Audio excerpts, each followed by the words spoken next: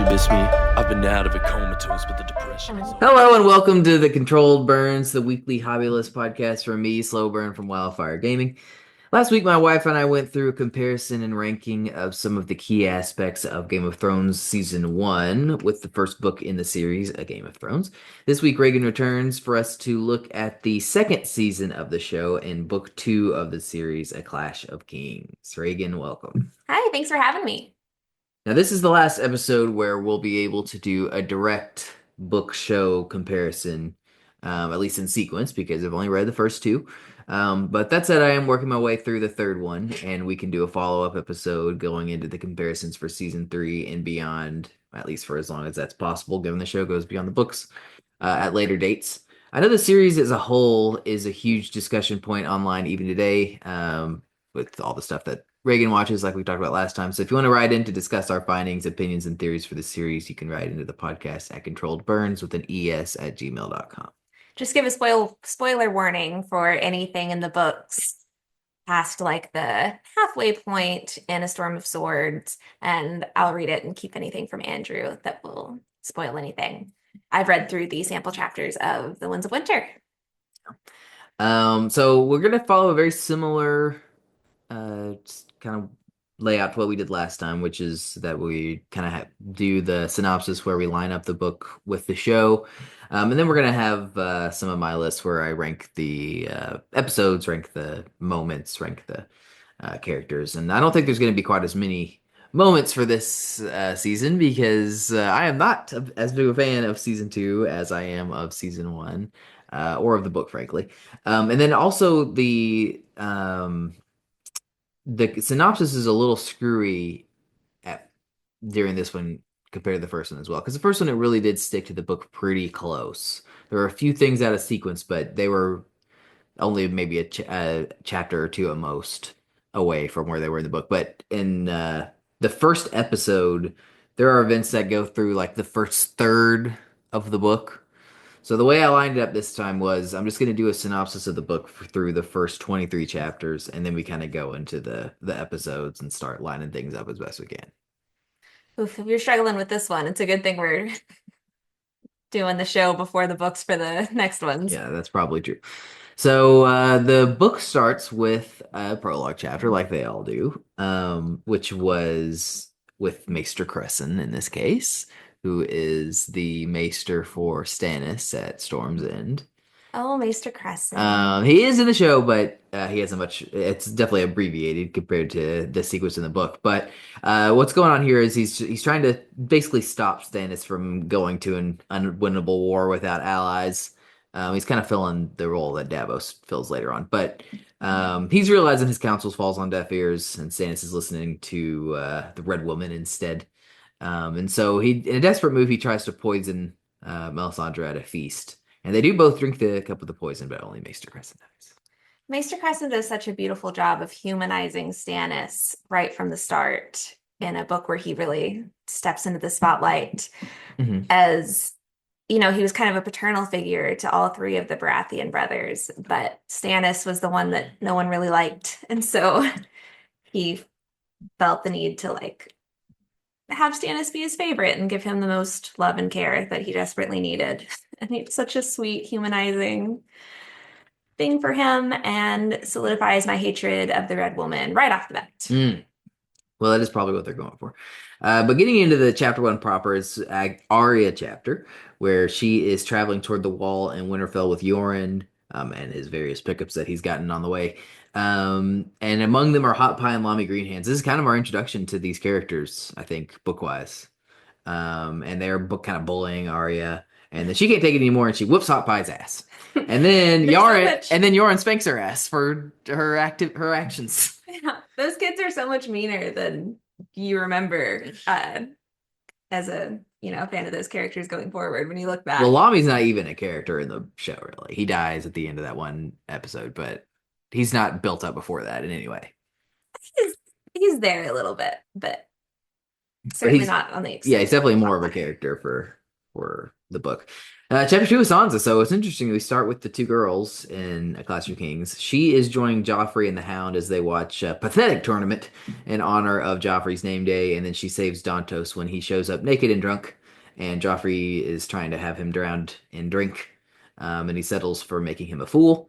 It's her first little moment of being clever and kind of working working the people around her a little bit in the ways of King's Landing. So I like it. It sets her off on a little bit more empowered foot than she was in the last book.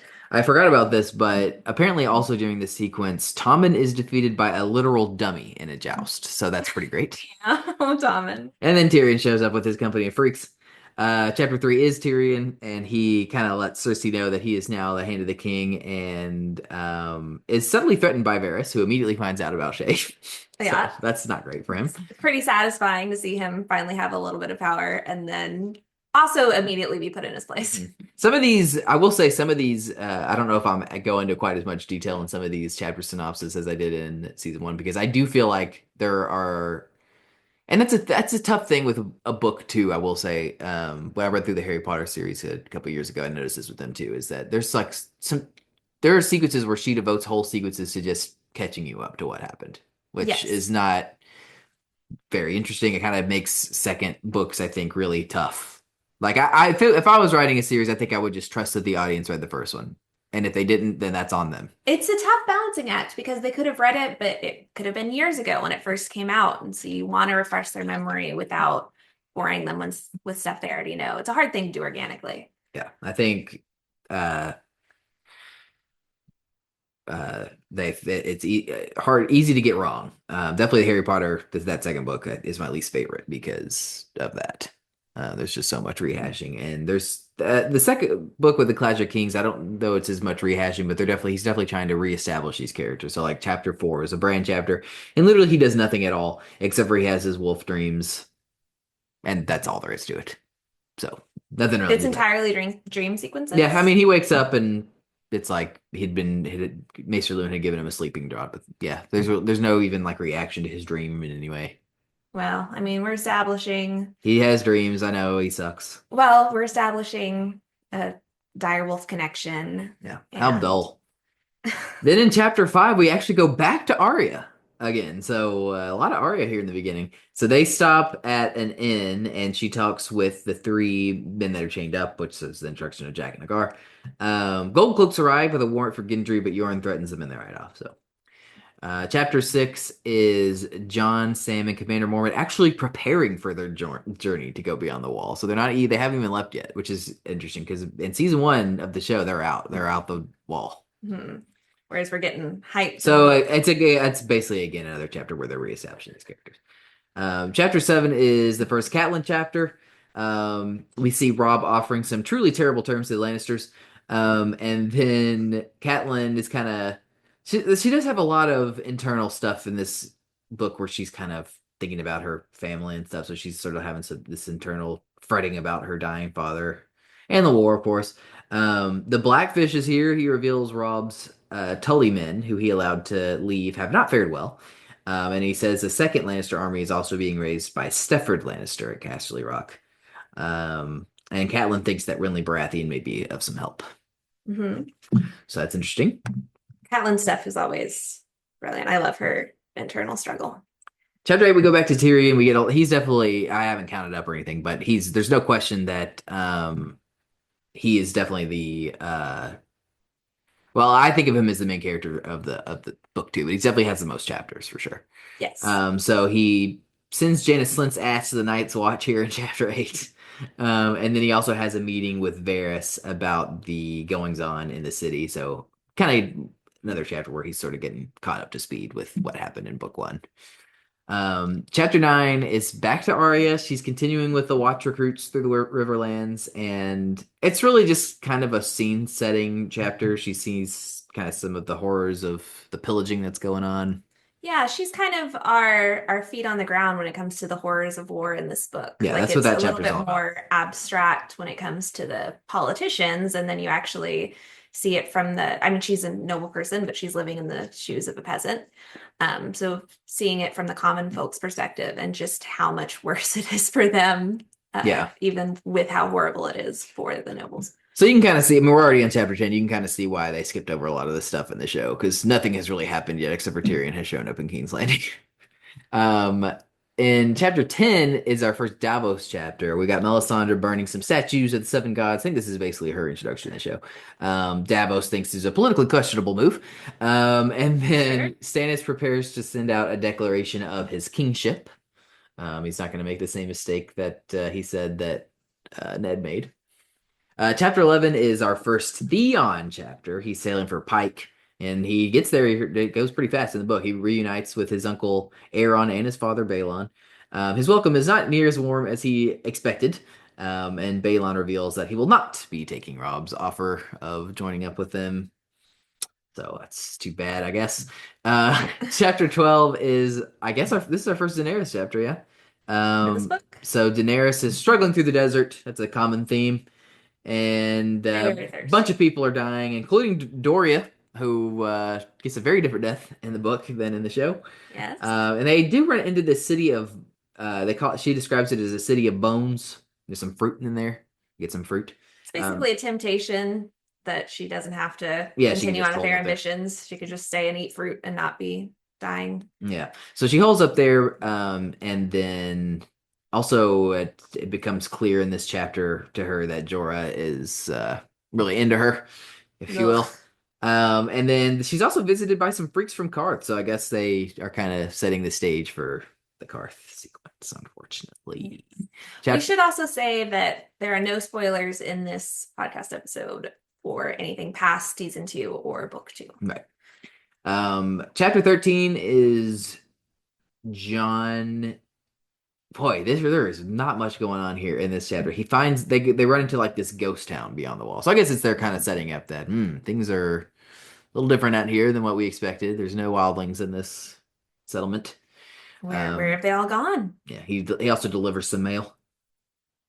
There's that. Number 14 is back to Arya. The squad holds up in a holdfast, and this is where they're attacked by a crew led by Amory Lorch. Many deaths occur here. But Arya escapes with Gendry and Hot Pie and some crying girl who's not on the show. And she also frees Jack Nagar, so it's a pretty fated move there by her. Skimmed over a pretty major death there. Yeah, including Bjorn. Yeah, including Lauren. Pretty big deal. Yeah, I feel like he's a little bit of a bigger character in the show. He's definitely a bigger character in the show, because in the show he's built up throughout season 1. Sure. I mean, he has a big moment with her. Oh yeah, I love it. We'll get to that for the show stuff. I'm just going into. Oh, I meant in the books. Like he has a big conversation with her before that, where he gives her the idea for the list. Well, that's in the show. Oh, I'm sorry. Maybe I'm getting it messed up. Yeah, I don't think that really happens in the book. I think he has some conversation with her. In chapter 15 is a Tyrion chapter. He attempts a small council meeting to discuss Stannis' claim and their planned counter. And then he takes a secret tunnel in a whorehouse to meet with Varys. He also commands all the smiths in King's Landing to make him a bunch of chains, which is in contrast to their previous commands from Cersei, who I guess had them making swords and shit. I don't know. I think Wildfire. Well, no, not the smiths. The smiths. Yeah, probably. The chain is kind of a mystery throughout the book of why. Yeah, what are they doing with this chain? Mm-hmm. This totally cut that from the show. Also, there's some fun theories about the tunnel from the whorehouse to the King's Hands Tower, and who might have built that. Chapter 16 is another Bran chapter. He listens to a bunch of boring talk about what to do about Lady Daenerys' single status. Totally cut from the show. Well, it's him stepping into a little bit of politics and seeing what it's like for a kid to have to rule because everyone else is left. Obviously, Maester Luwin is doing a lot of the advising there. I don't even remember who Lady Daenerys is. Well, there's a lot of names. Chapter 17 is back to Tyrion. This is where he does his little loyalty test, and he kind of gives some different information to Pycelle, Littlefinger, and Varys in a very clever way, according to Reagan. So I guess you decided that was very clever when we were reading through this. So yeah, he's basically testing them to find out which is the most loyal by giving them different names of who he wants to marry Marcella to. Yes, it's a little bit more complicated in the books than in the show, but they do the same basic idea, and I like how they do it in the show. Yeah, I do. Chapter 18 is back to Sansa. She gets a letter from Dantos to meet her in the Godswood at night. She does, and he swears to get her home somehow. And then on her way back, she's caught by the Hound. But he takes her back to her room with just a little bit of threatening. You know how he is. Number 19 is Arya. Arya, Gendry, Hot Pie, Lamy, and Weasel, which is I guess she's named the little girl, try to survive on their own after the loss of Yoren, so they don't go straight into captivity like they do in the show. However, Gendry gets caught, and Hot Pie and Arya try to save him, but fail miserably. Weasel runs away. Lamy is killed by one of the Lannister men, and Gendry tells Arya that he knows that she's a girl, so this is where that is revealed. Yes. But also Lamy dying is a big deal because he's wearing or has nearby, I forget which. I think that's the show thing again. Are you sure? Then how would they get him off? Maybe maybe it's similar in the book. I don't know. I definitely think it's somewhere else. Also, Arya is pretty much carrying these people's asses. Yeah. They are a fucking mess, but she doesn't leave them. She sticks with them, even though her chances of survival. Yeah, she could have left Gendry there because Gendry got caught. Well, she didn't, and then they tried to save him, and it does not go well. Yeah. Chapter 20 is back to Tyrion. This is where we kind of have the fruits of his last plan paying off with the knowledge that Pycelle is in Cersei's pocket. Though he does plan to go through this plan to betroth Myrcella to Tristan Martell. So I wonder if is the idea then that he would have just gone through with whichever one she heard first? Yeah. Well, that was definitely the best option. Maybe I wonder if he planned that out with the best option with the one that he thought was most likely to rat on him, because it's a much better option than Robin at the air, what is it, the Vale, and then obviously Theon. I think the options were a little bit different in the books. Like one of them involves Tommen, I believe, maybe being fostered at the Vale. I forget exactly. And then I think the one he tells Varys has two things involved. So she hears about something with both children. He also, in this chapter, meets with a pyromancer and begins training King's Landing's forces in the use of wildfire. That's important. Chapter 21 is back to Bran. He's presiding over a feast with the lords at Winterfell. This is where Mira and Jojen show up, and Bran has another wolf dream again. And then we get a detailed description of the food they ate, which is very important for the immersion of the senses. You can taste it. You feel like you're really there. Yes, that was a joke. That was what you said, or what you said that he said. Well, I was going to say, if you want more of that kind of thing, there's a whole cookbook. I think two cookbooks with forewords by George R. R. Martin about the importance of the food descriptions. Right. And so that was me being facetious. It's a complete waste of time and a terrible chapter. Number 22 is Catelyn. She is meeting with Renly, who is loving it up with the backing of the Reach. He's just having a grand old time up there. Brianna Tarth wins the melee and is named one of his Rainbow Guard. Great. And then Renly tells Catelyn that Robb can call himself king in the north as long as he kneels before him. He's not too concerned about that. And then this is Queen, of course. Yeah, doing absolutely nothing. And then word arrives that Stannis is preparing to attack Storm's End. So that's kind of the big cliffhanger there for that chapter.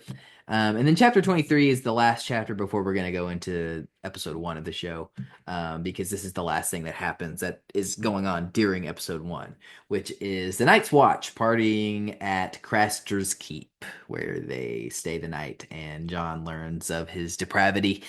And then also in the book, Gilly is here. She asks him to take her with him, but he's like, I cannot do that.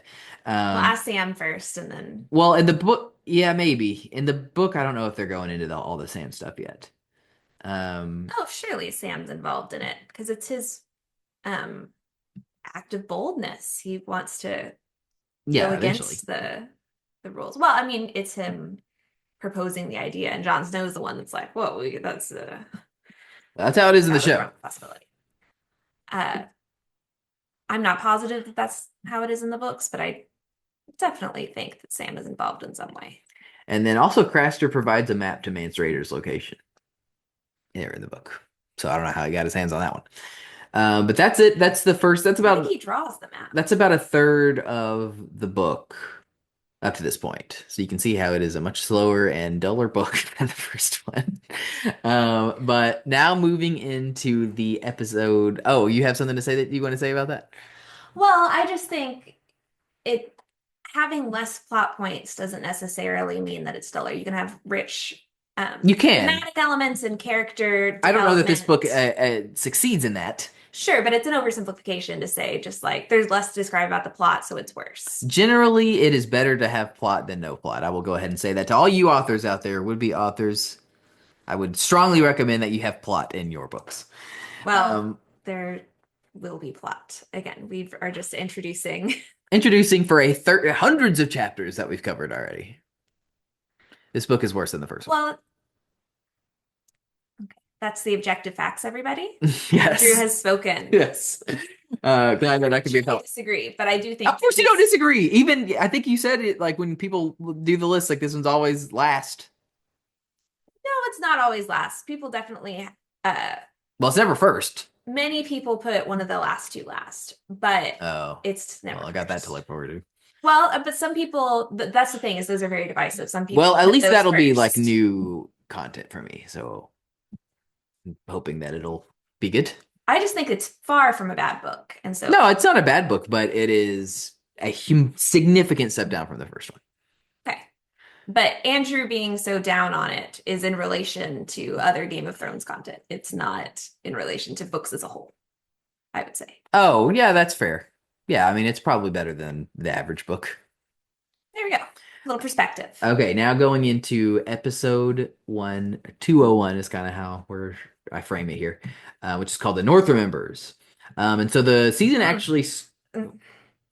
It's a reference to something much better in the books that we have not gotten to. I see. The season starts with Joffrey's name day celebration, and then Sansa's save of Dantos before Tyrion shows up. That's pretty much exactly how it goes in the book. And then we have Tyrion crashing the small council meeting and basically lets everyone know that he's in charge. They did put some clothes on Dantos, which is... Yeah, I'm thankful for that. I would just change from how the show normally does things. They like to take clothes off of characters. That is true.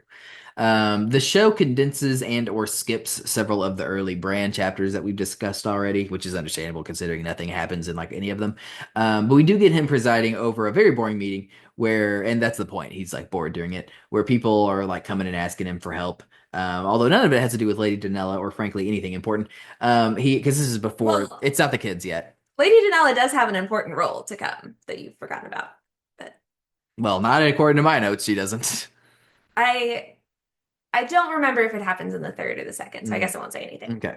And then he also has a wolf's dream that shows us nothing significant. And then instead of talking to Maester Luwin about his dreams, he talks to Osha instead. A truly baffling change. But we also don't get the introduction of Jojen and Mira. Yes, that is a small... What's the word I'm looking for? Mercy. Yeah, that's a good way to put it. I'm a Mira fan and a Jojen tolerator. It is impossible. I'm going to tell you right now, it is impossible to be a Mira fan from the show. Now, she does seem like she's better in the books. Now, the version in the show is a wet rag. I remember being excited about her, but I have a cat named Mira, and yes. She's definitely a better character than Jojen. There's no question about that. But yeah, she's also not very interesting in the show. I am a bigger fan of her in the books, and I have some theories tied to her that I'm very passionate about that I cannot wait to be able to talk with Andrew about once he's oh boy, caught cannot up. Wait for your Mira theories. Some of my best work. Some of my most... God. Okay, well, we get Daenerys. Guess what she's doing? Oh, that's right. She's wandering around the desert. And she sends off some of her Dothraki guys off to find civilization. We don't even get the bones, the city of bones in the book. They're just like, you're just wandering around the desert some more. So that's terrible. I don't think that's any worse than wandering around above the wall. No, I strongly disagree. And above the wall. No, I prefer above the wall. That's a better setting, I think. Well, for me, they're both drags. One is, oh, we're so cold, and one is, oh, we're so thirsty. But they don't. Oh, you're talking about like Bran wandering above the wall. Yeah, that's definitely terrible. Also, Jon at some point. Not gonna have to strongly disagree. All of his like little missions, they have very clear things that he's trying to accomplish. I'm just talking about the lulls in between, like when we're just doing our travel time above the wall or in the desert. Like I'm not talking about. At least you have Jon Snow. And in this case, definitely the one that I will say, Jon in the north the first time, which is obviously the one where he's up there the longest, does drag the most. I definitely agree with that. But at least we've got like Sam and the rest of the Night's Watch. There's like actual characters that we care about that are up there. Well, now you did say that you care more about the Dothraki characters in the books. They're more In book one, but by this point, they're like, even in the books, they're just completely. I mean, a lot of them died in the desert already. Well, that's happening now. There is. I don't want to hear any attempted defense of this crap of her wandering around in the desert. It is objectively terrible. No, I wasn't saying that it's good. I was just comparing it. I guess it was just my excuse to say that I'm a little bored by some of the wandering around above the wall. Well, I would It's agree. cold versus it's. I agree in the first section to a degree. Although they, especially in the book, they really well in the book. To be fair, they do pare down her wandering around in the desert too. But I mean, it goes on for way longer in the show. It's shocking how long she's wandering around the desert, as we will discuss. But in the show, it's like they're already at Craster's. That's the reason that we had to do a wrap up all the way up to this point, because it's moving a lot faster. I'm talking about just like this point in the books for wandering around North of the Wall. Well, every other time that he's north of the wall, he has a very specific mission in mind, at least in the show. Well, no, I was thinking about the books. So he wanders around in the north more in the books than he does in the show. Sure. Okay. So this is the part where we do get the Night's Watch arriving in Craster's Keep. And John is just disgusted with the situation there. So it's like I mentioned, this is the furthest point in the timeline. This is actually the introduction of John and all of the Night's Watch characters in the show. Like they just skip everything up to this point, which is probably a good call. We get a sequence here with Maester Crescent from the prologue, which introduces Stannis and all his crew, and tries to poison her. It doesn't go well. Yeah. But it was surprising. Like Brandon really enjoyed that sequence even in the show. I was surprised. He gives up his life to try to. In the book, it is amazing. The way that he writes it in the book from that guy's perspective is just fantastic. Basically, he gives up his life to try to save Stannis' soul, like from this dark path that he's going down. Yeah. Honestly, Clash of Kings, it's really kind of a mixed bag because it does have, I would say, the highest points probably of the book so far are in A Clash of Kings, and that prologue with Maester Crescent is my favorite. But there's other chapters too with Davos that I think are just like really excellent. But there's just, I mean, it's a longer book than the first one, and it does drag. Particularly, I think in the first third, like we've already kind of gone over. It gets better as it goes. Well, I do think exposition gets trickier when you have a lot of point of view characters, because it's not like you have to just build it up for one POV and then you get to move on. You've got to do it for all these different plot lines. Yes, but I don't feel like he did that in the third book that we've also read the first couple hundred pages of. Well, that's notoriously the fastest pace. Great. And let's ask which one is generally considered the best. Well, it's true. Mm-hmm. I think that A Clash of Kings set a lot of the groundwork for that one. Now we get a show exclusive scene with Rob. A lot of the Rob scenes are show exclusive. Yes. Where he is visiting and threatening Jaime with Greywind, and it's awesome. And then we go to Shay having a grand old time in King's Landing with Tyrion. Also was a plot point that kind of drags. Well, then we have a show exclusive scene where Littlefinger threatens Cersei with the information he knows, only for her to demonstrate that she could have him killed at any second that she felt like it. Yeah, that's fun. And then she also tasks him with finding Arya. Then we get a long sequence. This is all still episode 1. There's a lot going on in this episode where Rob, this is kind of like what we had in the book, where he's sending those peace terms to Lannisters. And then he also sends Theon back to his family to ask them for support. And immediately Catelyn kind of berates him for this choice, which, she's got a good instinct on that one. Mm-hmm. And then in the show, it is Rob that sends her to go with Renly. It's not her idea. She actually wants to go home at this point. And he says, "You are not going home. You're going to meet with Renly." It's another example of the show taking away a little bit of Catelyn's agency and I would agree with good that. decision making. Mm-hmm. So then to close out the episode, we have a lengthy scene with Cersei and Joffrey where it is clear that she has lost control of him. And she even slaps him at one point whenever he asks how many other women other than her that Robert fucked to make bastards. That earns him a slap. And then afterward, the Gold Cloaks go through the city, killing all of Robert's bastards, but not Gendry, who we see, right? Like, we haven't gotten any Arya, which is a huge contrast to the book, where she has several chapters at the very beginning. We haven't gotten any of her this entire episode, and then the closing shot is Gendry along with her and Yoren and Hawkeye on their way to the wall.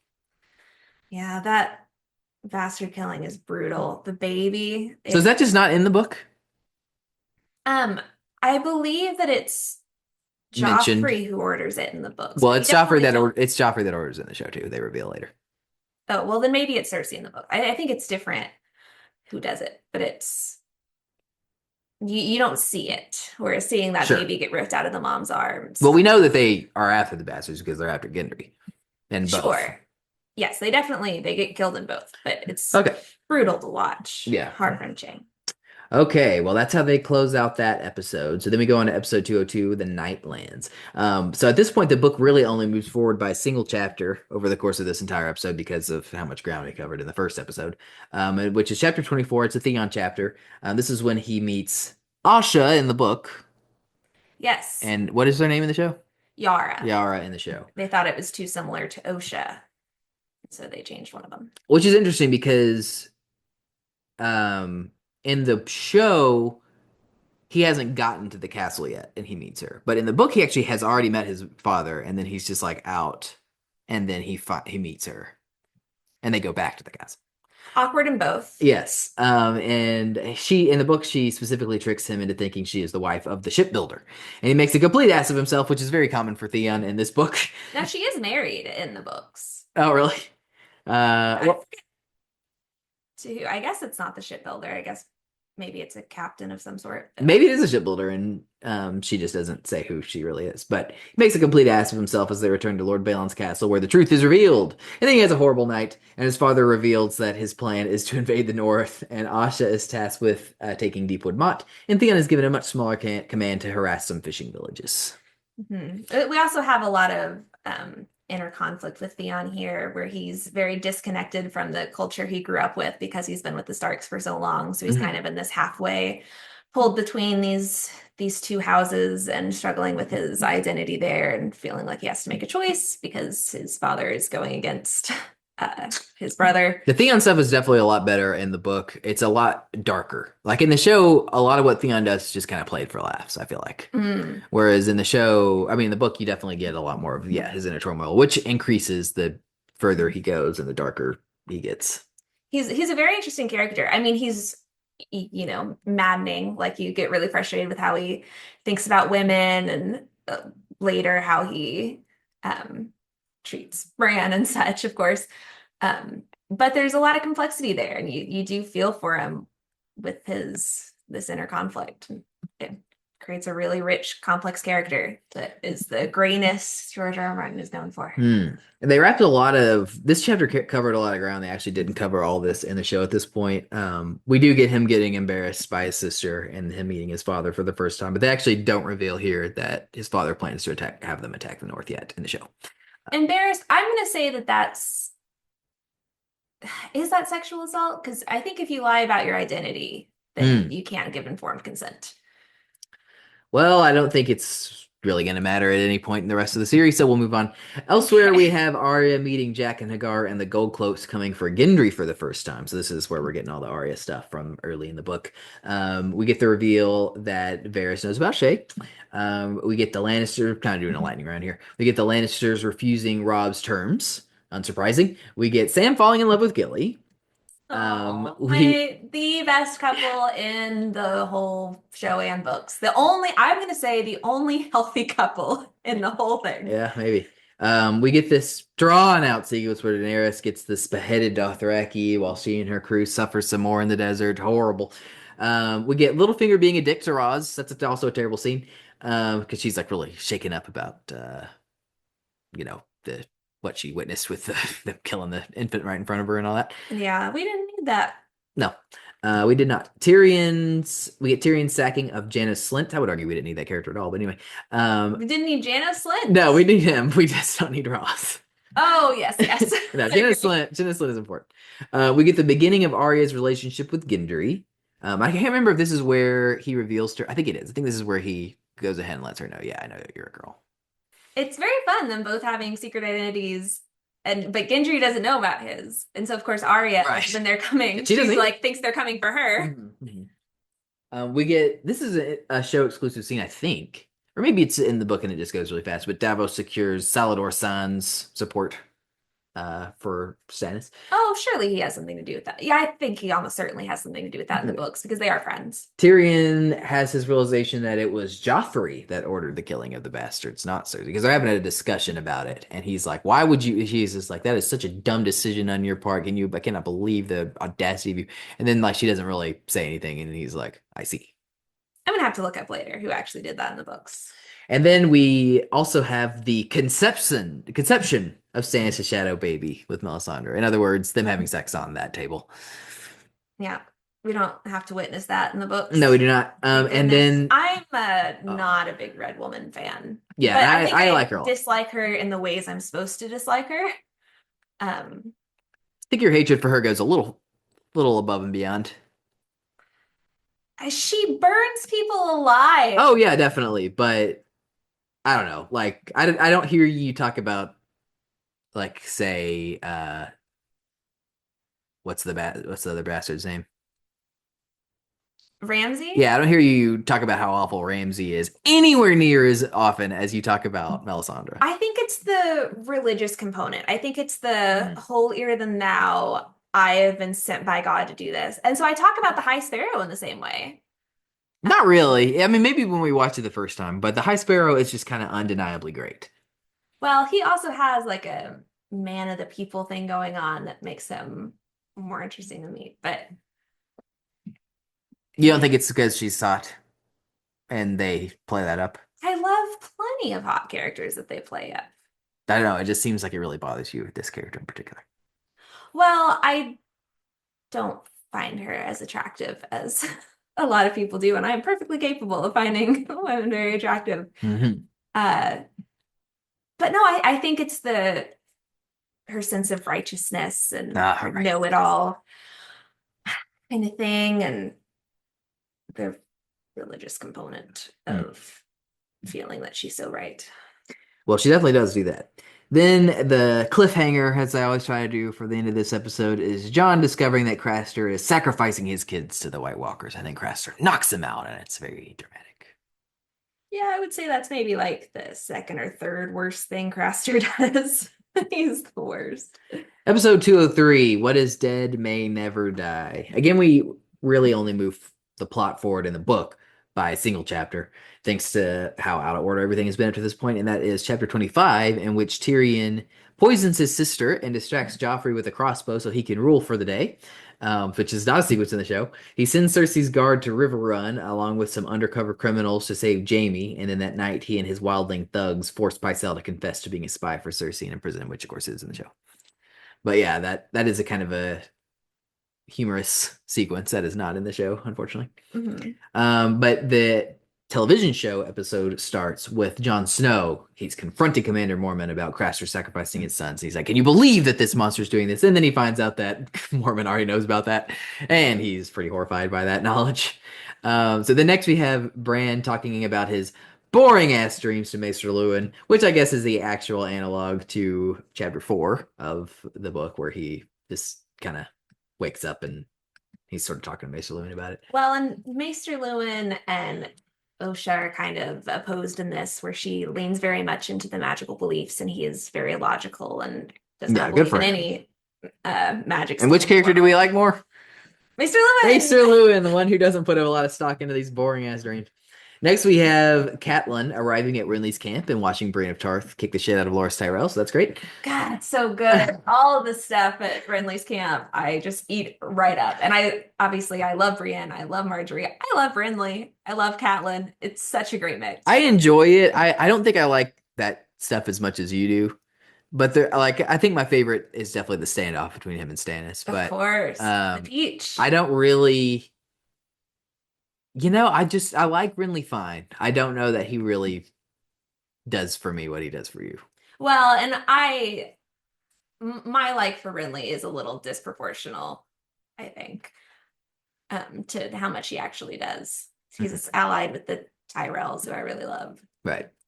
And like with the Marjorie, I don't even really give credit to the fact that Marjorie's in these scenes, because she really doesn't do anything in these scenes. Yeah, I just get hyped that she's finally in the story.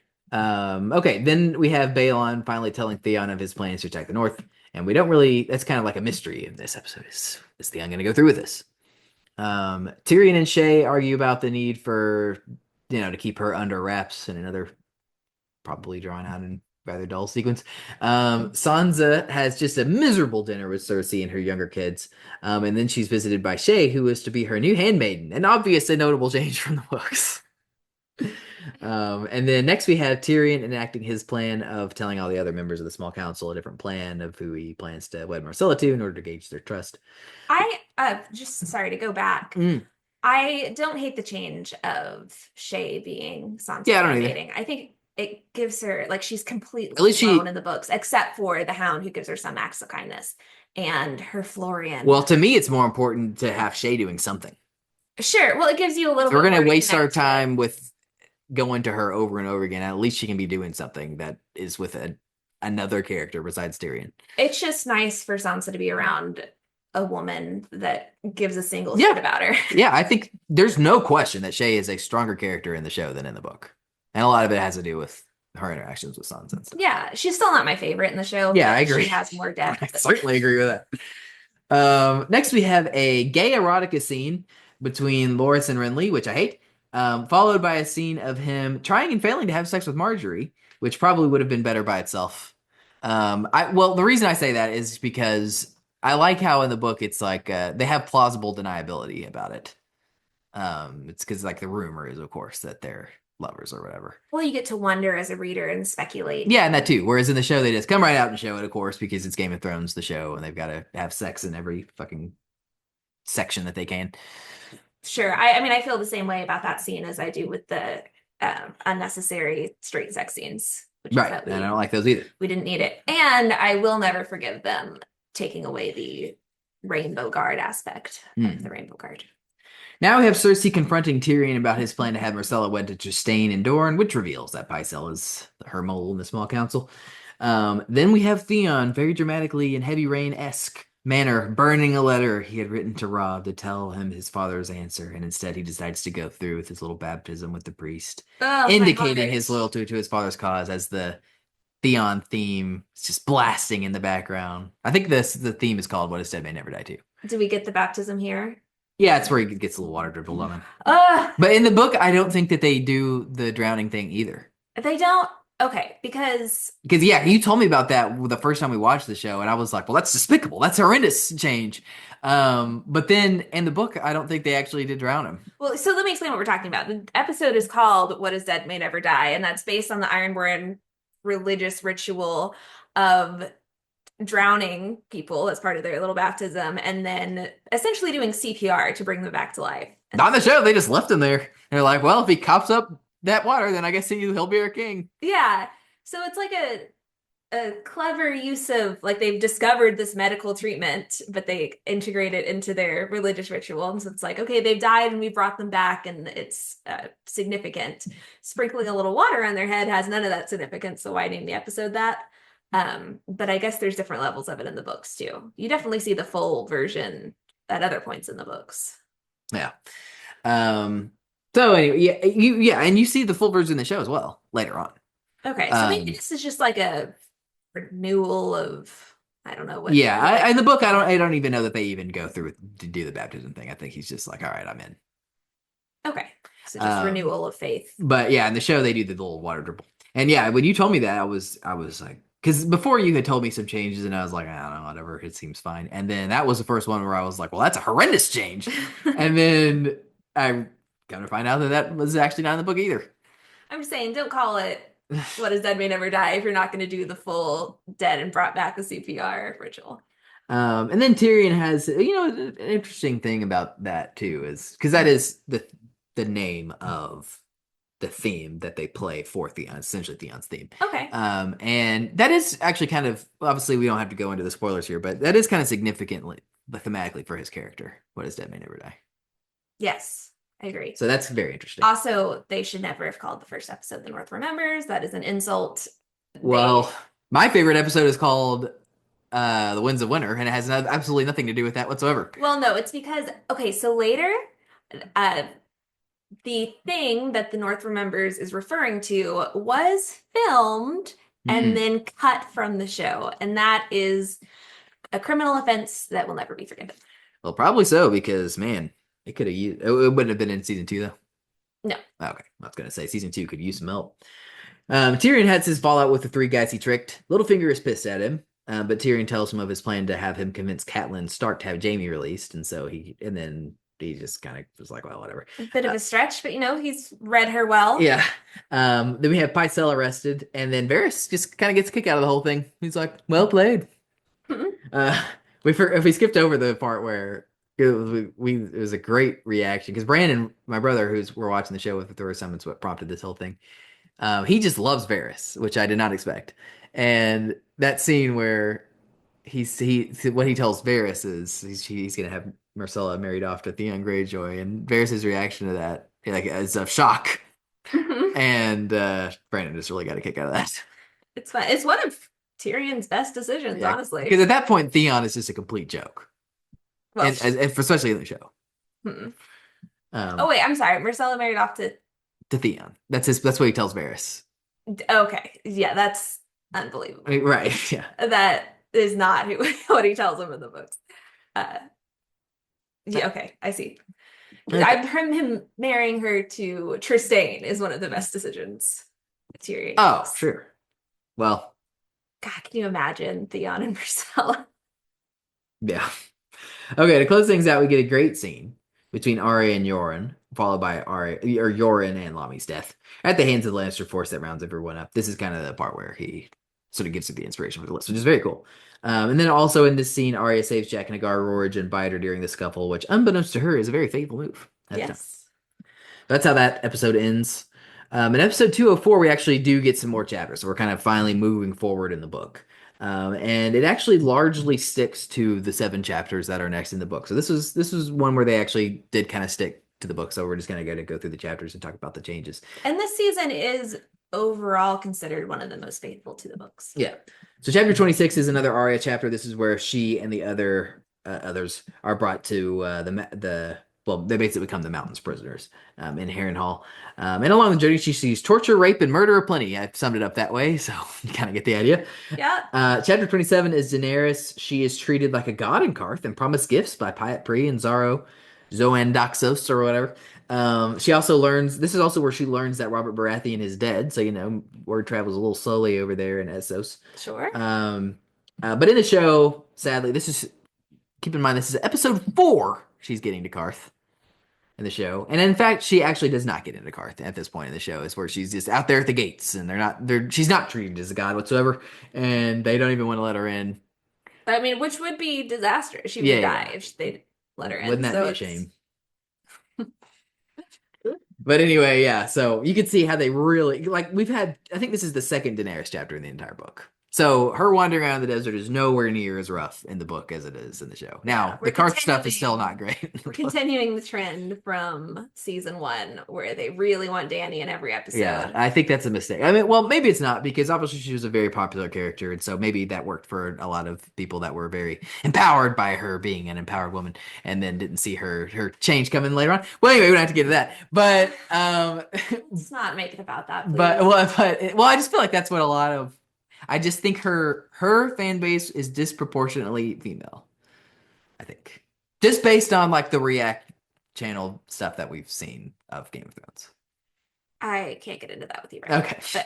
now. But I to me as a viewer, it makes me like her less. Her being kind of shoved into episodes where really nothing is going on, and it's just we're just kind of killing time. Sure. Anyway, chapter 27 is that's what we said. So chapter 28 is Bran. Whew, man, this is not a highlight reel of chapters here in this sequence. So this is where in the book Bran is introduced to the annoying personality of Jojen and his stupid dream crap. It actually pisses off Summer, who almost rips him to shreds with Shaggy Dog. So that would be a shame. Summer always the Direwolves always have the right idea when it comes to these characters. I got to give them credit there. And then Maester Luwin also just says, "Yeah, it's all bullshit." So I also love Maester Luwin. In the show, obviously, we do not get the reads at this point. And they just kind of show up randomly later. I don't even think they show up in this season at all. I think they just show up in the beginning of season 3.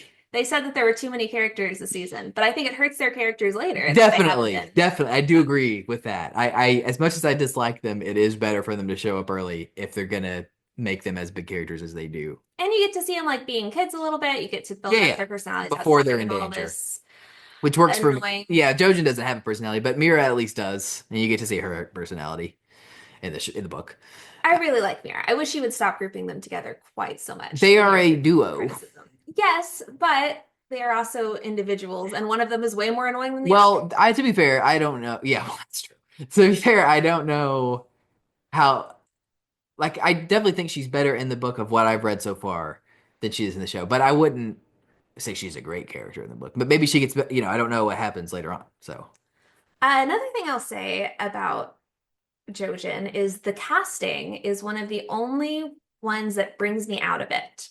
That actor I've seen yeah, I've seen him in like other stuff. He's definitely what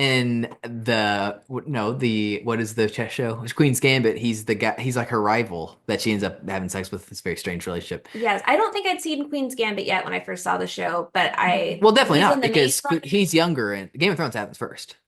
Yeah, so Oh, right, but you watch it later. yeah, I watched it right before it ended. But he's in the Maze Runner. He's in a few other things where he's little, and Yes, so a strangely famous actor for how horrendous his character is in the show. so he is one that I have a hard time just seeing the character. I definitely see the actor. Another couple that I see that way, I definitely see Tonks. Oh, I kind of got over that. I got over it with Filch. Oh, I see Filch more than Tonks for sure. Really? Oh yeah. Well, he's a much bigger character than Tonks is in the show in the movies. Yeah, it's. I mean, I don't know. I definitely see She's him. in like one movie. I guess two. Sure, I guess just her look is more unique to me than Yeah, I was Filch's surprised. is. I that woman. I don't know if I'm just not crazy about that actress, but I don't like either of these characters. But then when I went back and read the Harry Potter books, I actually was pretty underwhelmed by Tonks in those books as well. Like I remember thinking that she was cool as a kid, but yeah, I don't know. And I thought she was cool, but she's not. She's not a very big character. No. For people that aren't Harry Potter fans, we're talking about Osha and Lord Frey. Yeah, well, obviously that actor's phenomenal. He plays amazing characters Yeah. and elevates the characters that he plays, quite frankly. Okay, anyway, we've talked about that enough. Chapter 29 is Tyrion. This is where he blackmails Lancel into spying on his sister when he reveals he knows they are sleeping together. And then to cover this, he agrees to the release of Pycelle. Which is what he like in the show. He like shows up and he's like, "You must release Pycelle," and then like he totally flips it around on him. And then by the end, he's like, "Yeah, sure, I'll release him. It's fine." Yeah. And then he has another rendezvous with Shay, of course. So that's all pretty much exactly how it goes in the show. Chapter 30 is Arya. She's settling into her role at Harrenhal and reflects on all the people she hates as she ponders her escape. Jack Nagar tells her that he owes her 3 deaths for when she saved him and his chained companions from before. And then I don't know if she's like just kind of trying to test him here or whatever, but the first name she gives him is Chiswick in the book, and he's dead within days. Chiswick is such a minor character that he doesn't even show up in the show. Yeah, but he is horrendous. It's like one of the most immediately horrible people around her. I don't remember if he's the torturer or No, because the torturer is who she has killed in the show, which is the Tickler. okay. Well, Unless his name is Chiswick in the book. But I don't think I would have said that. I think he might be a rapist. I don't know. He's one Oh of the yeah, no people doubt about it. in her immediate vicinity that is doing horrors. Yeah. But there's a lot of those. She's a little girl. She's not thinking big Yeah, picture. definitely Like, not. she doesn't even think of it, I think, as a possibility to go get Joffrey, and then Jaqen would somehow find her again for her other 2 names. Right. In a timely manner. Yeah. But it does feel like to us, like, oh, It that's is the name I would disappointing. have picked. Yeah, her choices are definitely disappointing. And both I think they're done a little bit better in the show. I don't think when I'm reading it, it's disappointing. I think he does a good enough job describing how terrible Oh he yeah, is. they definitely make you want these people to be dead. It's just a waste of Jaqen's skills. Sure. But anyway, obviously her experience in Harrenhal is extremely different in the show, and this is where it really starts to diverge. She does not have the responsibilities she does in the book, where I don't even remember what she is. She's like a janitor or something boring. Instead, she is taken under Tywin Lannister's wing, which is much more interesting. Well, she does go on to work, like she starts as a kitchen hand or assistant. Yeah, well, that's what she's whatever. doing right now. I know, but then she steps up in the books to be the assistant of Roose Bolton. Well, I am aware of that, and that's also interesting. But that's not what she's doing right now. I'm talking about what she's doing right now compared to which that lasts a long time. It's a long time before she's Reese Bolton's cupbearer in the book. Sure. So they expedite it and switch him out for Tywin Lannister. Yeah, a better. I agree 100% with all of the changes that they made at this point with Arya in the show. I even think that the people she has killed are more interesting and done better in the show. I think this is just a clear example of the show really exceeding the source material. I can think of an exception to that. At least when we were reading it, her third name, you definitely. Well, it's done exactly the same. Well, no, not exactly, because in the show, her third name is to help her escape. Whereas in the books, her third name is to help free the prisoners. And then she has to escape on her own. Well, she does end up having to escape on her own, but sure, her plan is to escape with all the rest of the prisoners. Originally. Okay. Well, I think they just streamline it in the show. Sure, but in the books, it ends up where it's all her initiative to escape. Whereas, yeah, I agree. I think her escape is better in the book. Sure. Okay. And in the show, we haven't even gotten to Jack and Hagar yet at this point. Like obviously she's freed him, but she doesn't even know about the names yet at this point in the show. So obviously they slowed that down a little bit. Chapter 31 is Catelyn. She's trying to convince Renly and Stannis not to kill each other, so when they're having their face off, they refuse. Really won't allow her to leave until the battle so that she can see what happens when someone faces him. God, he was sure full of himself when he got Renly. Well, wait, is that where the peach happens? Yeah. What, the peach? Oh, yeah. I didn't really think the peach was that significant. Well, the fandom disagrees. That conversation. I don't even remember. I remember there was like some symbolism with a peach.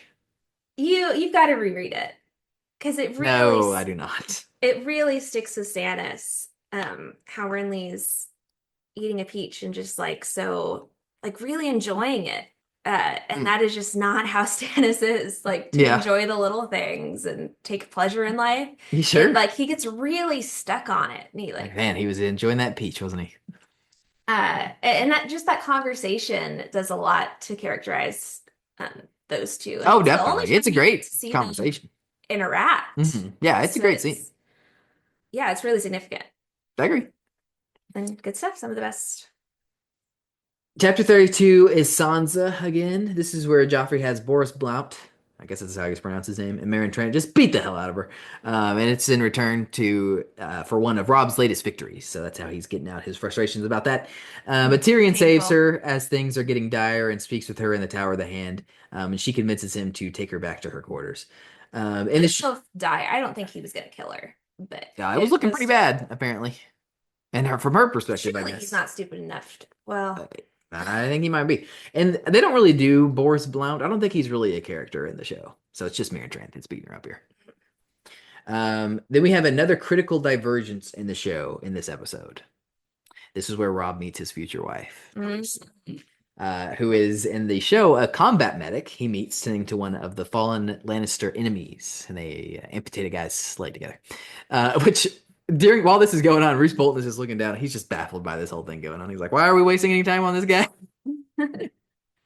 So this, like, I've noticed that almost every scene, not every single one, but almost every scene in the show where you see Robb interacting with Talisa, Roose Bolton is there in the background, which is very interesting. Yeah. But anyway, so we don't get Robb getting married in book 2 at all. It does happen, but it happens in book 3. And it's, that's what we're reading right now. And I don't really know all the details about how that all turns out, but I guess we'll talk about it's a very different character. It's a very good, very well-written introduction to. That is true. However, overall, I think it is, from what I've seen so far. Which you've read one scene with her. That is true. But that means that they've done a better, like they're obviously introducing this whole arc for him much earlier in the show than they did in the book, because it doesn't happen in book 2 at all for him. And I think that, well, I mean, I guess you could say that it happened during the events of book 2, I guess, for him that we don't see. But I definitely like what they do with his relationship with this character a lot in the show. I have mixed feelings about it. I definitely think they take away a lot of the politics, and I mean the character's so different. George R. R. Martin had Candy change her name. I don't blame him for that because she is a very different character. it definitely streamlines the plot surrounding a bunch of different characters into just Talisa. I think I that it helps. It makes Rob like in the book. It's just an objectively dumb thing that happens. Like just from what I've read so far, where they're like he's like explaining to his mother why he went through this. Well, it's an objective, it was a grief-based decision that then he felt compelled based on the honor that his father taught him Yes, to walk in. dumb. Whereas in the show, he like really develops a relationship with this character over the course of an entire season. So it's an entirely different motivation. Right, and I like this motivation better. So my opinion is definitely mixed. I honestly wasn't very connected with her the first time I watched the show. Um, but they definitely try to build her up more and make you feel more for her personally. Um, I There's no way that you feel more connected with the other character, the character that he ends up marrying in the book.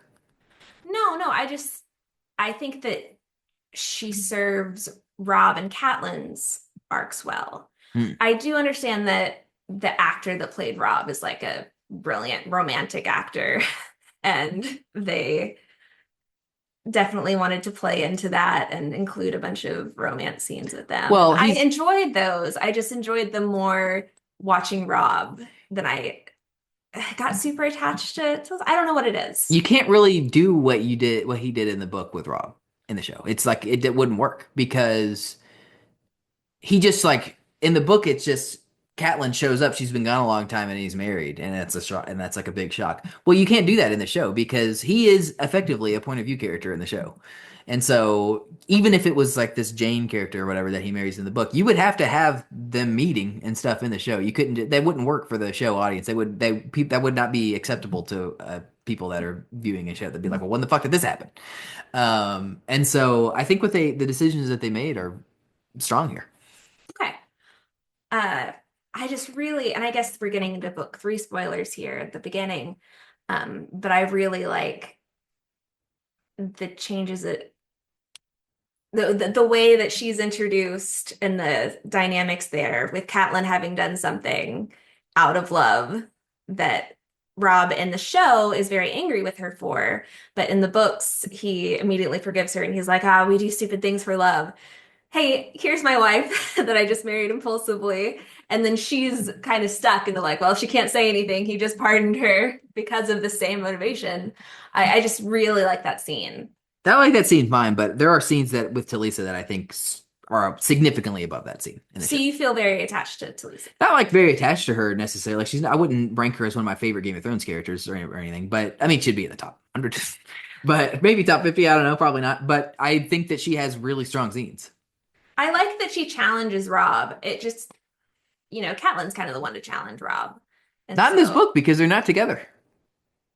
sure, but so I guess she just kind of takes that role. And I still think that there's like an interesting dynamic where there's a scene, which we haven't gotten to yet, but there's a scene where Catelyn clearly sees that Rob is into this girl before, she has to get sent off somewhere else. And she's like, I wish you could follow your heart, son, but you know that you're not supposed to do this. And he's like, yes, yes, yes. And, I think he really is planning on going through with that. But then, like, they keep crossing paths and things happen. Yeah, I mean, This is just so much more believable to me. Like it just makes him seem dumb, and I understand he's supposed to be a kid or whatever, but it just seems like such a dumb decision in the book. Whereas in the show, it's still a dumb decision, but it's a decision that is driven by he is clear passion for this woman that he has never felt for another woman before. Whereas like in the book, it's like, yeah, he has like a one night fling with this girl. Because he's grieving who he thinks are his dead brothers, and he is trying to fill the shoes of his father, who made plenty of dumb decisions in the name of honor. So it makes Yes, him he a did. more Ned-like figure instead of A more interesting, unique character, like in the show. I don't know. I think we'll agree to disagree on that one. Okay. Then this show adds another. This is I don't care who you are. This is a terrible scene where Joffrey tortures Roz and another whore that's been provided to him by Tyrion and makes them beat the hell out of each other and stuff. Just awful. Just like, was someone making the show just like into that? It feels like it's no doubt framed so erotically, and it's just. Well, the idea is that Joffrey gets off on it. That Joffrey gets off on it, but does the camera have to get off on it? Like, sure. Can we focus more on his sadistic face and less on the? Well, we know that he's sadistic. We do not need any more development on that front. We don't need any more development on violence against women is horrible. Agreed. It's a bad thing, like I said. So then Littlefinger shows up to Renly. Okay, this is a big change. Littlefinger shows up to Renly's camp and tells him that he could help him take King's Landing. He's like, like Renly's in there. He's like, I really don't like you, Littlefinger, or Lord Baelish, she calls him. And he's like, well, I'm very upset about that. But when you get to King's Landing, you could find protracted siege. You could find open gates. Remember how he says that in particular. And so they have that little discussion, and you don't really get a resolution there. And then he walks out, and Marjorie's there, and he has a little verbal spat with her as well, where he's like, she's like kind of putting it on her, like, it's interesting that you're not with child yet, or anything like that. And then like she kind of tries to flip it around on him. So it's like a little bit of good stuff there that in the show that I think is cool that it's there. It's like in the book he does not show up at Renly's camp at all. It's kind of your first example of show Marjorie kind of being on the same level politically as a lot of these other big political players. Well, I don't know that we've really seen it. She's on the level that we later find out that she is. No, but she's definitely not. She's not a wallflower. Yes, of her. Yeah. Having some agency and being clever. And I will say, show Marjorie is better. I love show Marjorie. I think even George has said, like, man, I wish I'd done some of the stuff with Marjorie that they did. Sure. So I'm not just trying to defend the books and hate on the show. Well, I really like this Littlefinger. Well, I just love Littlefinger. So anytime that he shows up, I'm into it. And so the idea that he is here, like he's not obviously there. He does not witness Renly's death, but then he is there in the aftermath of that, which we'll get into here in a little bit, where he's there with Marjorie and Loras looking at his corpse. He's like, like you can see he's like kind of the wheels are turning about what he's going to do about this, because he was clearly kind of like, I think it's pretty clear that even though he did not get along with Renly in terms of their personalities clashed, I think he was kind of counting on Renly to do a little more damage than he ended up doing in this war. So he's like kind of having to go to plan B. Well, and Littlefinger, all of his power has come from his ability to get money, and Renly had the most money. Yeah.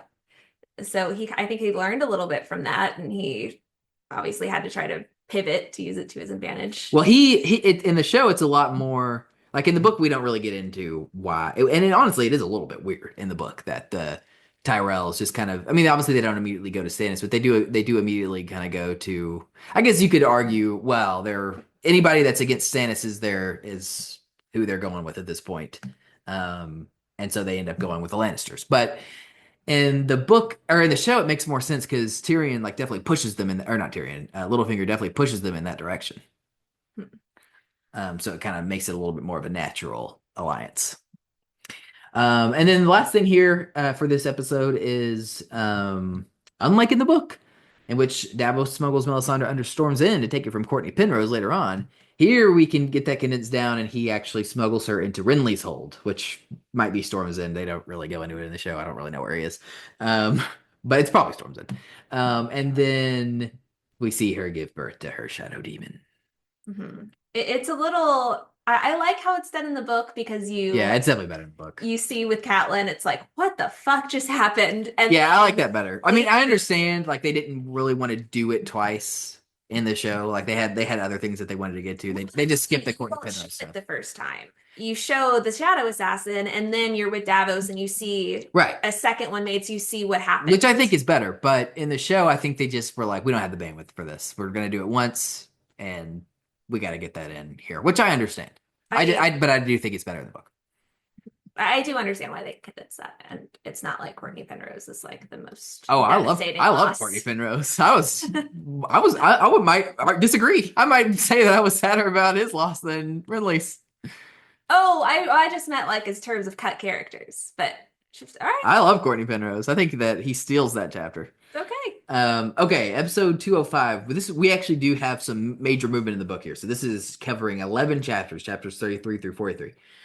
So at this point, the show is still playing pretty fast and loose with the contents of the chapters, but 11 chapters covered here. So let's get into them. Chapter 33 is Catelyn. She is praying to the gods to start, and then she returns to Renly's camp. She tries one more time to convince him to make peace, but as she's having this conversation with him, we have Stannis' shadow emerge and kill him, with Catelyn and Brienne of Tarth as the only witnesses. So then Renly's immediate guards suspect Brienne of killing him, and she fights him off, and then she and Catelyn make a hasty retreat to her own men, and they get the hell out of there. Yeah, I think she kills a couple in self-defense, doesn't she? In both the show and book. The show this Brienne. is where the show adds the scene I was talking about, where Loras is grieving Renly immediately in the aftermath, and Littlefinger is like, because like he's ready to just kind of go down right there, and he's like he wants to kind of pull over in, and except for not run away and just fight a bunch of guys, like fight Stannis himself or whatever. And Littlefinger convinces him to live to fight another day, which Marjorie agrees with. Yes. So that's kind of the beginning of. It makes a little bit more of a natural segue, like I said, of him aligning with the Lannisters. I do think it's interesting that the only people that saw were Brienne and Catelyn, because everyone or many people blame Brienne, and so Catelyn's the only person that for sure knows the truth of it and knows that Brienne is innocent. And when Brienne swears her loyalty to Catelyn, I think that is a factor. Is there's that trauma bonding and layer of trust, and she had sworn to Renly, who's the closest person in her vicinity to latch on to, that has shown some degree of integrity and worthiness of her undying loyalty, which is the biggest prize in Game of Thrones, I think, is having Brienne sworn to you. Okay. Well, chapter 34, we're back to Jon Snow. This is where the Night's Watch makes camp at the Fist of the First Men. And then Jon does go on like a little mini journey with Ghost here in the book, which is totally different from the show, where he is the one that unearths a Night Watch cloak and a cache of dragon glass daggers and arrowheads. But he doesn't really know what they are. And then also a horn, which you said is important. Yeah. I don't know what that is. A broken horn. Okay. So yeah, that's just completely skipped over in the show. Chapter 35 is another Bran chapter. This is Roderick returning with Ramsay's servant Reek, or so we are told. Yes. As a prisoner. This is after the murder of Danella Hornwood, so I guess that's what you were talking about, that being significant. Because she was betrothed to Ramsay. Yes. Well, I want to say they got married and then he immediately locked her in a tower, and she starved to death and like ate off her own fingers to try to survive. Okay, well, I don't know if they went into all that detail, but she definitely dies immediately after the marriage. Yeah. Well, so the North is outraged. This is one of their ladies that has been killed, and so it immediately sets the North against Ramsay. Sure. And is notorious. Everyone knows now Ramsay is a piece of shit. Yeah. But anyway, here we have Reek as prisoner. Yes. And then they called it a murder of Danella Hornwood. Well, he did. If you lock someone in a tower and they throw him finger, yeah, he murdered her. Then we have Jojen Reed telling Bran about a green dream where Winterfell is flooded. Bran is concerned, but nobody other than Alebelly pays it any mind. I don't even know who that is, but just some random guy up there, I guess. Jojen also admits he saw another dream where Reek kills Bran and Rickon. Oh, how ominous. At this point in the show, as we talked about, Jojen still has not shown up. And the Reek rollout is completely different, obviously. Yes. But Bran does mention a dream about Winterfell being flooded, so they do get that in there. And then this is also where he very significantly agrees to send 2 orphans to help a shepherd watch over his flock. And I think they phrase it like the sea comes for Winterfell. Or yeah, whatever. Takes it. Chapter 36 is Tyrion. This is the small council discussing the fallout from Renly's death. And then they decide to send Littlefinger to propose Joffrey's betrothal to Marjorie. Love a small council Littlefinger is all over. He's like, no problem. But in the book, that is not what happens here. We just get, this is actually where Tyrion is kind of investigating the wildfire stuff. So they push that back a little bit to this point. I don't think we really have a small council meeting in the show where they're kind of discussing what to do, because like Littlefinger's already on it in the show, so there's no need. Chapter 37 is Theon. Theon's force kills some Talhart forces, including Benford Talhart. And then he accidentally kills one of his own men, but he plays it off as intentional, like he had done something to piss him off. And then he tries to convince his uncle, quote unquote, Dagmar Cleftjaw, to attack Torrens Square to set a screen for his own attack of Winterfell. Not what his father ordered him to do. Yes, right. So we get a lot. So yeah, that's what this chapter is all about, is he kind of diverging from his father's thing. But in the show, he just kind of decides to attack Winterfell when he leaves Pike. Like, they just skip all this. It's definitely better in the books. And so he's, Definitely. he feels ashamed that his sister gets this much bigger task than he does. And he feels very belittled, and he's trying to live up to Daddy's. Well, Daddy doesn't have expectations right now.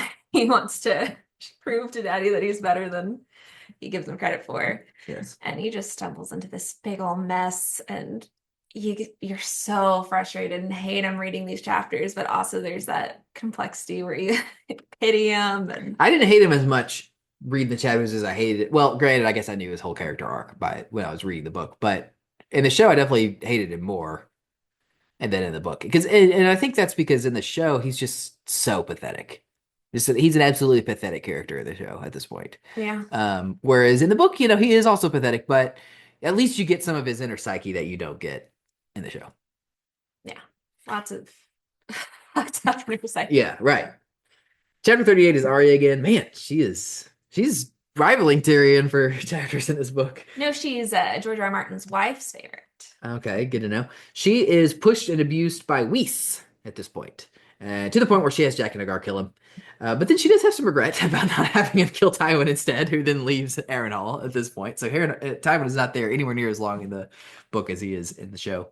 The description of what Weiss did, like he was bragging to his friend about what he did to get her to kill him, is absolutely brutal. In fact, one of the YouTubers I watch, her friends warned her, like, skip those pages. That will be triggering for you. Like, of all the terrible things that happen in Game of Thrones, those were the pages where it was like, no, too far. Can't handle that. No.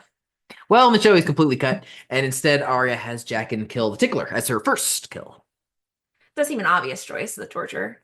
Sure. But really, I don't know if he's really taking a lot of pleasure in it. Like, he's not the one he's just kind of doing his job. What? In the show, he's absolutely taking pleasure from it. In the books, isn't he just doing his job? Like, I don't know. It's obviously horrendous what he's doing. Given himself a nickname, the Tickler. He gave himself that nickname? I think so. Or I don't know. Maybe they call him that, but he's not raping children, so. Well, that's true, yeah. Well, I mean, I guess that we know. Yeah. Anyway, in the show, she also impresses Tywin and subtly threatens him that anyone can be killed.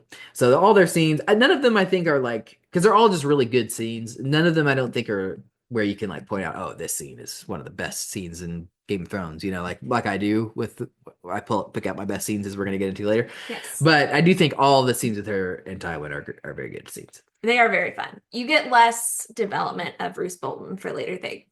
But we get more development of Roose Bolton in the show in other areas, like all these sequences where he's just kind of there when Robb is courting Talisa.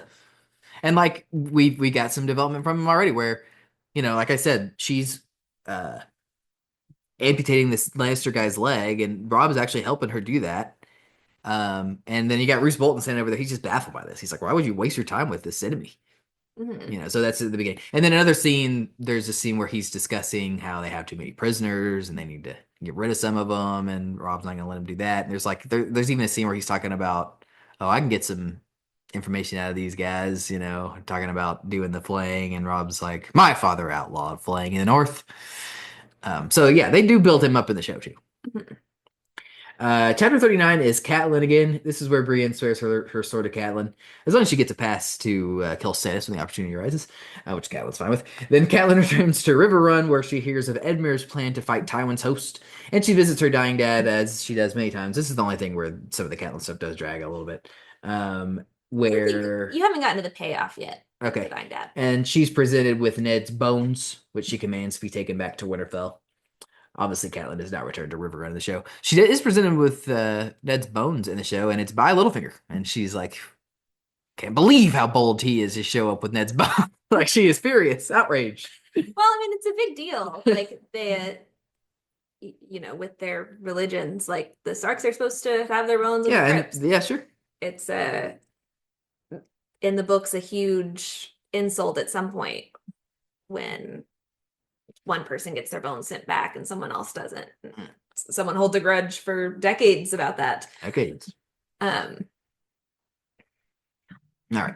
Chapter 40 is Daenerys again. Here she is reflecting on her inability to get a fleet of ships from anyone in Karth. She's frustrated by that. And then she tells Jorah to go to Pyat Pri to see if he can get to the bottom of this. Get her some ships. just a touch entitled on her part. Yeah, insufferable character. In the show, she does argue a bit about whether she should accept Zaro's proposal. So I'm kind of skipping over all the Zaro stuff here, which I actually think is quite entertaining in the book, frankly.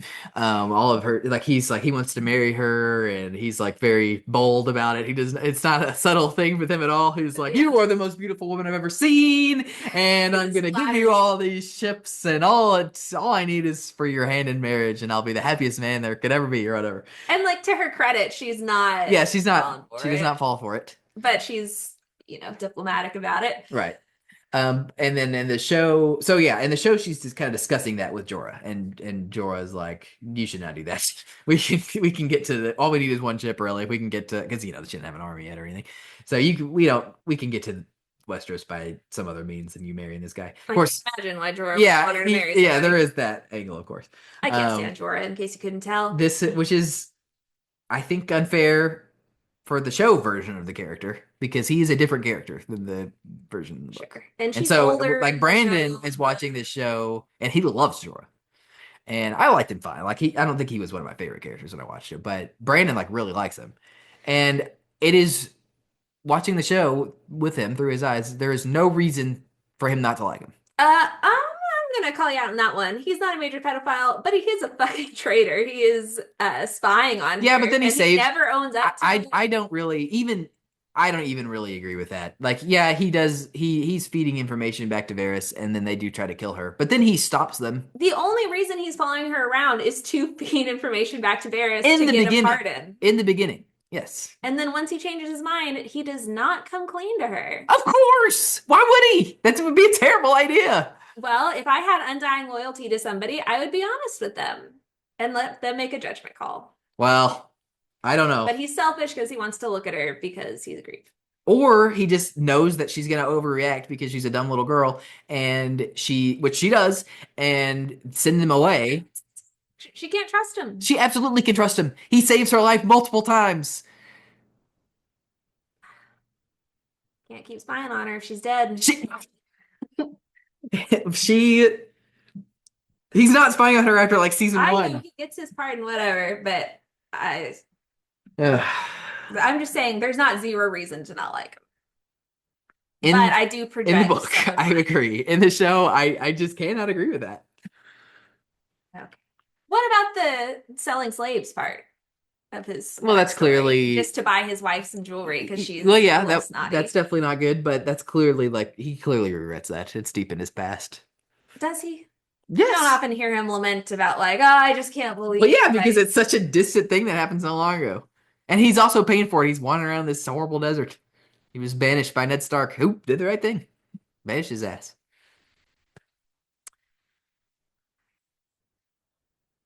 Agree to disagree on that.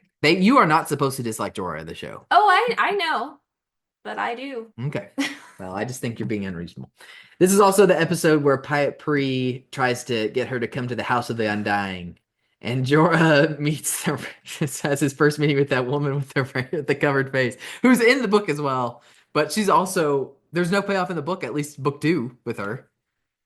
Sure, you'll get more of her in the books. Sure. You won't get payoff ever in the show. Can't wait to get more of this great character. Chapter 41 is Tyrion. This is where the royals, as I called them here in my notes, see Myrcella off on her travel to Dorne, after which a massive riot kicks off and several Kingsguard are killed. And also I didn't write it here, but the High Septon is killed as well. It's showing the consequences a little bit of pissing off the common people. Yeah. Those consequences that exist early in the show, at least. Yep, that's what I was thinking. But this is not yet in the show. Obviously, we do have the riot, but the book is further ahead than where we are with Tyrion at the show at this point. Chapter 42 is Davos chapter. This is just all-timer of a chapter, in my opinion. This is where Stannis parlays with Courtney Penrose to try to convince him to give up Storm's End, because in the book, he has taken over Storm's End. I guess he was kind of watching over it for Renly, maybe, and like he's just still stationed up there. He's like, "Over my dead body, will you get Storm's End?" And he just rakes his ass over the coals. It's just so well written and entertaining. And then He has Dragonstone in the book. Like that's what his brother gave him, which is oh, sure, right, which is useless to him in terms of the mainland. sure, it certainly doesn't come with the resources that Storm's End, which is his birthright. Yeah. Is there's some thought that maybe Robert gave him Dragonstone because Targaryen princes, like or kings, the second in line would get Dragonstone. That was kind of the tradition. So maybe it was just a miscommunication of these brothers just not getting each other at all. Well, they definitely did not. But also, it could have just as easily been a slight from Robert. He did not like Stannis. Sure. Probably that, realistically. Occam's razor. To go back to the riot for just a second, that is when the Hound saves Sansa. So you actually get some positive actions on his part, which is kind of interesting. I don't know if I talked about this last time, but the Hound she was terrified to the point of shaking when she first met him and enamored with Joffrey.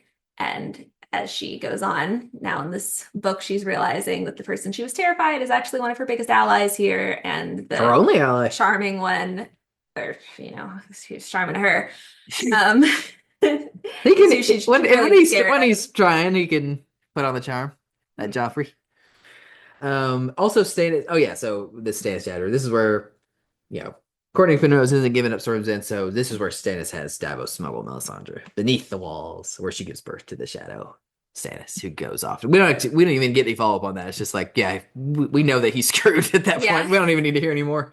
But this is where he's just horrified by this. But I just love this chapter so much because, which we'll get into it later when we talk about my favorite chapters. But it's just a great mix of comedy and great, just like writing from the point of Courtney Penrose, just so defiant, to like horror, where we get Davos's reaction to, because he doesn't even know what's going to happen. Like he just is told to bring her. And, I guess he kind of can put two and two together. It's like it's not going to be good for the people in there, but he has his wildest dreams do not concoct what actually happens, and so he's just like so horrified by that. It's just an amazing chapter to get all that into one sequence. I will say, to my credit, everyone loves Davos, and Davos despises the Red Woman.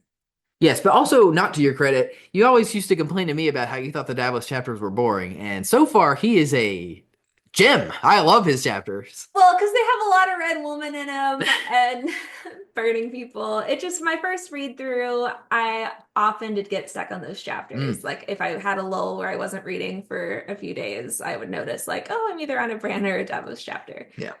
But anyway, none of this obviously happens in the show, and we get Davos telling Stannis that he disagrees with this course of action, and Stannis doesn't care. So that's us. He is kind of the angel on Stannis' shoulder to Melisandre's devil. Yes. And then chapter 43, always John is like closing us out, and he's like further, he's always kind of pushing the boundaries of where we are in the show. It seems like his chapters are always kind of the tail end of what we're going through in these episodes. But we do close with him again. This is where Corin Halfhand arrives at the Fist of the First Men, and he brings the dire news of the massing wildlings further north. And so he convinces Mormont to send a small force to investigate, and Jon Snow is enlisted for this mission. Yes. Which that's exactly how it happens in the show as well. So great job, I guess, on that one.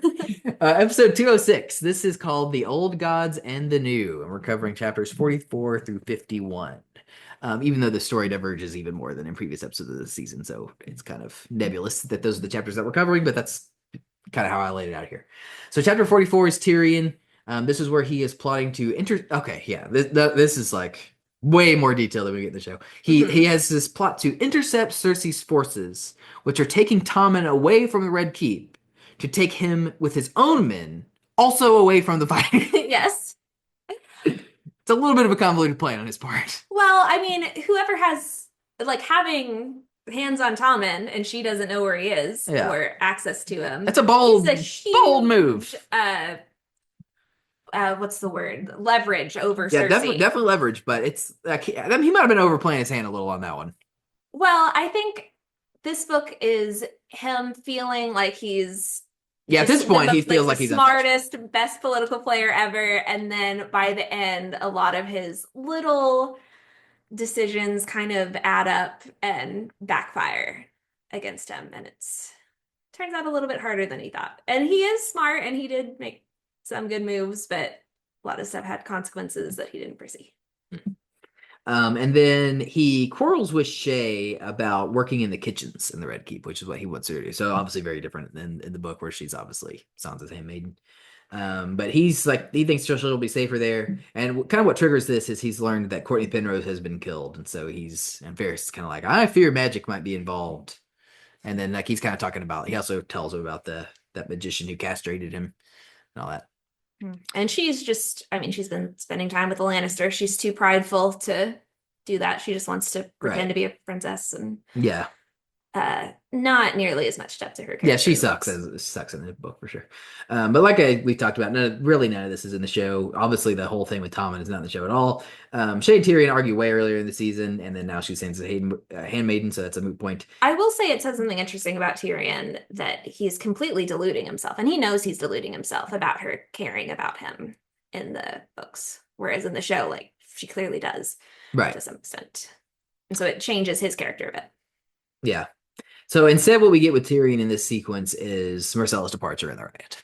That's what we get for him in this chapter, or in this episode. Mm-hmm. Chapter 45 is Catelyn. Edmure's forces clash with and defeat Lannisters across the Forks. We never see this in the show. Well, we do hear about it later. But instead, what she's doing here is totally different. She's reminding Ra. This is where I was telling you about, where she kind of sees him with Talisa, and she's like, kind of has like this funny face on. Yeah. And she reminds him he's supposed to marry one of the Freys. And then Roose Bolton comes in. Like I said, he's always around for these episodes. And he gives him the news that Theon has taken Winterfell. And he's like, don't worry about it. I'll have my bastard clear him out. And Rob is just furious. He's like, well, you send your bastard over there, but tell him to bring him back to me alive, and I'll take care of him myself. Yeah. So we'll see if that happens. I wonder how much of that is he needs closure with Theon. Like, he doesn't want him to just absolutely die away. Or maybe he wants the chance to hear him out and see if there's any way to save his life, because they were his closest brothers. Chapter 46 is Bran again. This is where Theon invades Winterfell and forces Bran to give it over to him, which is what happens in the show as well. However, in the show, we get a little bit of extra despicable stuff from Theon, where he has the botched beheading of Roderick. Pretty major change, because he does die in this book, but differently, as we'll get into. Pretty pathetic on Theon's Definitely part. pathetic, yes. But I think pretty realistic. Like, I think a lot of the times beheadings did take multiple swipes. Oh yeah, definitely. It seems like hard job. Chapter 47 is Arya again. This is where she serves a guy called Pink Eye, who has taken the place of Whis, who she had killed previously. Yeah. He is not as alert or bad as her previous master, though. Vargo Hoat arrives with a bunch of prisoners, and she tries to convince Hot Pie and then Gendry to help her free them, but they refuse. Finally, she forces Jack and Hagar to help by making her third name his name. Very clever. That's her plan. So Rourge and Biter do kill the guards and free the Northmen. But it is subtly revealed kind of throughout this chapter that maybe they were going to be freed anyway, as Hoat had flipped. And then Roose Bolton takes over as Lord of Harrenhal. It was all a ruse. What a waste of a last name. Yeah, and Arya serves as his cupbearer. It wasn't just them. She also had her weasel soup, dumped some boiling water on somebody. So she was part of the freeing. Okay. So this is obviously way further ahead than where we are in the show. Arya does claim her second life in this episode, and that is Amory Lorches, who catches her with some of Tywin's plans. She's trying to, I don't really know what her plan is with those, but she's like stolen some of Tywin's plans. And he was on her list because he was the one that killed Yoren. Yes. So yeah, that kind of makes sense. At least she's crossing off a name off her list with this one. And it's kind of a cool scene where he gets killed too, because he's literally opens Tywin's door, and Tywin's looking at him, and then he falls over dead. Yeah, it was a close call. Yeah, that was a nice, because like she goes over to Jack and she's like, I need him killed right now, like right this second. Well, and then Tywin thinks that someone's after his life. Yeah. So which he's not entirely wrong. Well, so he has a bunch of people killed in retaliation for that. He's like, but not Jack and Hagar. If you need to find out, because Jack and is like, he's like, just he's just completely dressed up as a Lannister at this point. He's in the red and everything, and Tywin's to him, he's like, yeah, whatever. I guess this guy's one of my men. He's a professional. Yeah. Also, Littlefinger pays Tywin a visit in this episode. Again, not in the book, in this episode, and he convinces him to ally with the Tyrells. So again, Littlefinger really setting. He's just so much more important in the show than he is in the book. Like he is just really setting like so much important stuff in motion all the time. Well, you can assume he's doing a lot of that kind of thing behind the scenes in the book, but it's left more mysterious. You don't actually get to see him doing it. Also, he probably kind of susses out Arya. Oh, 100%. 100% knows realizes that Arya's his cupbearer. But he doesn't do anything about it. Well, because Cersei told him. Well, yeah, he doesn't care what Cersei said. At this point, whenever he is not in the presence of Cersei, she is out of his mind. Sure, it just says something, but that's an act of defiance. Yeah. He is clearly he serves one master. So, sure. Anyway, then Bolton. So instead of Bruce Bolton showing up in Arenal, which does not happen until season 3, he's with Robb, and he, like I talked about, he's there to give the news that Theon is done all that. Anyway, we discussed that. Chapter 48 is Daenerys. Here, she actually goes to the House of the Undying already in the book, already there. And she sees a bunch of bullshit. Then Drogon burns the shit place to the ground, and her forces kick the hell out of Pyatt free. That is one of the notes that I have written for this chapter. Okay, so there's a lot more to it than that. Yeah, she wanders around some hallways, opens some doors. Theorists really like to dissect this chapter because there's a lot that happens in her visions that does happen later in the books in a kind of an unexpected way. Like maybe it's more abstract in the visions and then you see it happen, kind of like how the sea comes for Winterfell. Well, that one's obvious. Theon takes over. Okay, but it's kind of in that same vein, like metaphorical, and it happens. But not every one of her visions has happened yet, so it's fun theory fodder to look at the stuff that hasn't happened. It talks about 3 betrayals, 1 for love, 1 for gold, 1 for I don't know, something. So it's fun to think about who her 3 betrayals will be, who her 3 loves will be, well, that kind of thing. I'm glad that you enjoy that. I hate stuff like this. I hate prophecies. I hate visions and dreams. My preference would be for her to have these dreams, and you guys are all theorizing about it, and it does not come true. That would be my preference, because it's too like the trope is that you see this stuff and then it comes past. And what they like to do, and they think it's a twist, is, oh, you forced it to happen because you knew it was coming, and then you took these actions, and then lo and behold, that's actually what made it come true. Which is how every single one. That's how every single one of these comes to pass in like the history of time and storytelling. What would be more interesting? What would be more interesting is if they get. There's one example of storytelling that I can think of ever that does this, and I don't want to spoil it for you because it is something that we will absolutely do together at some point, where there is a very clear prophecy about what's going to happen to a very important character, and it does not happen. And I think that's very cool. Well, that does happen in the show of this series. Really? Yes. Okay. I won't spoil it for you. Okay. But in the books, it is not a self-fulfilling prophecy thing most of the time. There might be a little bit of that with Cersei, but not really. It's definitely more of the trope of things come to pass in unexpected ways. So it's just fun in terms of planting seeds for what's to come. So I think your criticism there is irrelevant. Oh, really? Irrelevant, is it? Well, I think that he should spend his time actually finishing his books instead of coming up with all these little theories that he can write. All right. So obviously she's not in the House of the Undying yet in the show, because they saved that for the grand finale, because everybody's really hyped up for that one. Instead, this is where Pyatt Priest steals her dragons, and that's the cliffhanger for the end of the episode. And everything else, including her trying to convince the rest of the 13 to finance her conquest of Westeros, is what I would describe as a waste of time. Steals her dragons and kills Eerie, right? On the show? Yeah, I guess. Sure. We don't see that happen, but yeah, she does come into her and see her dead.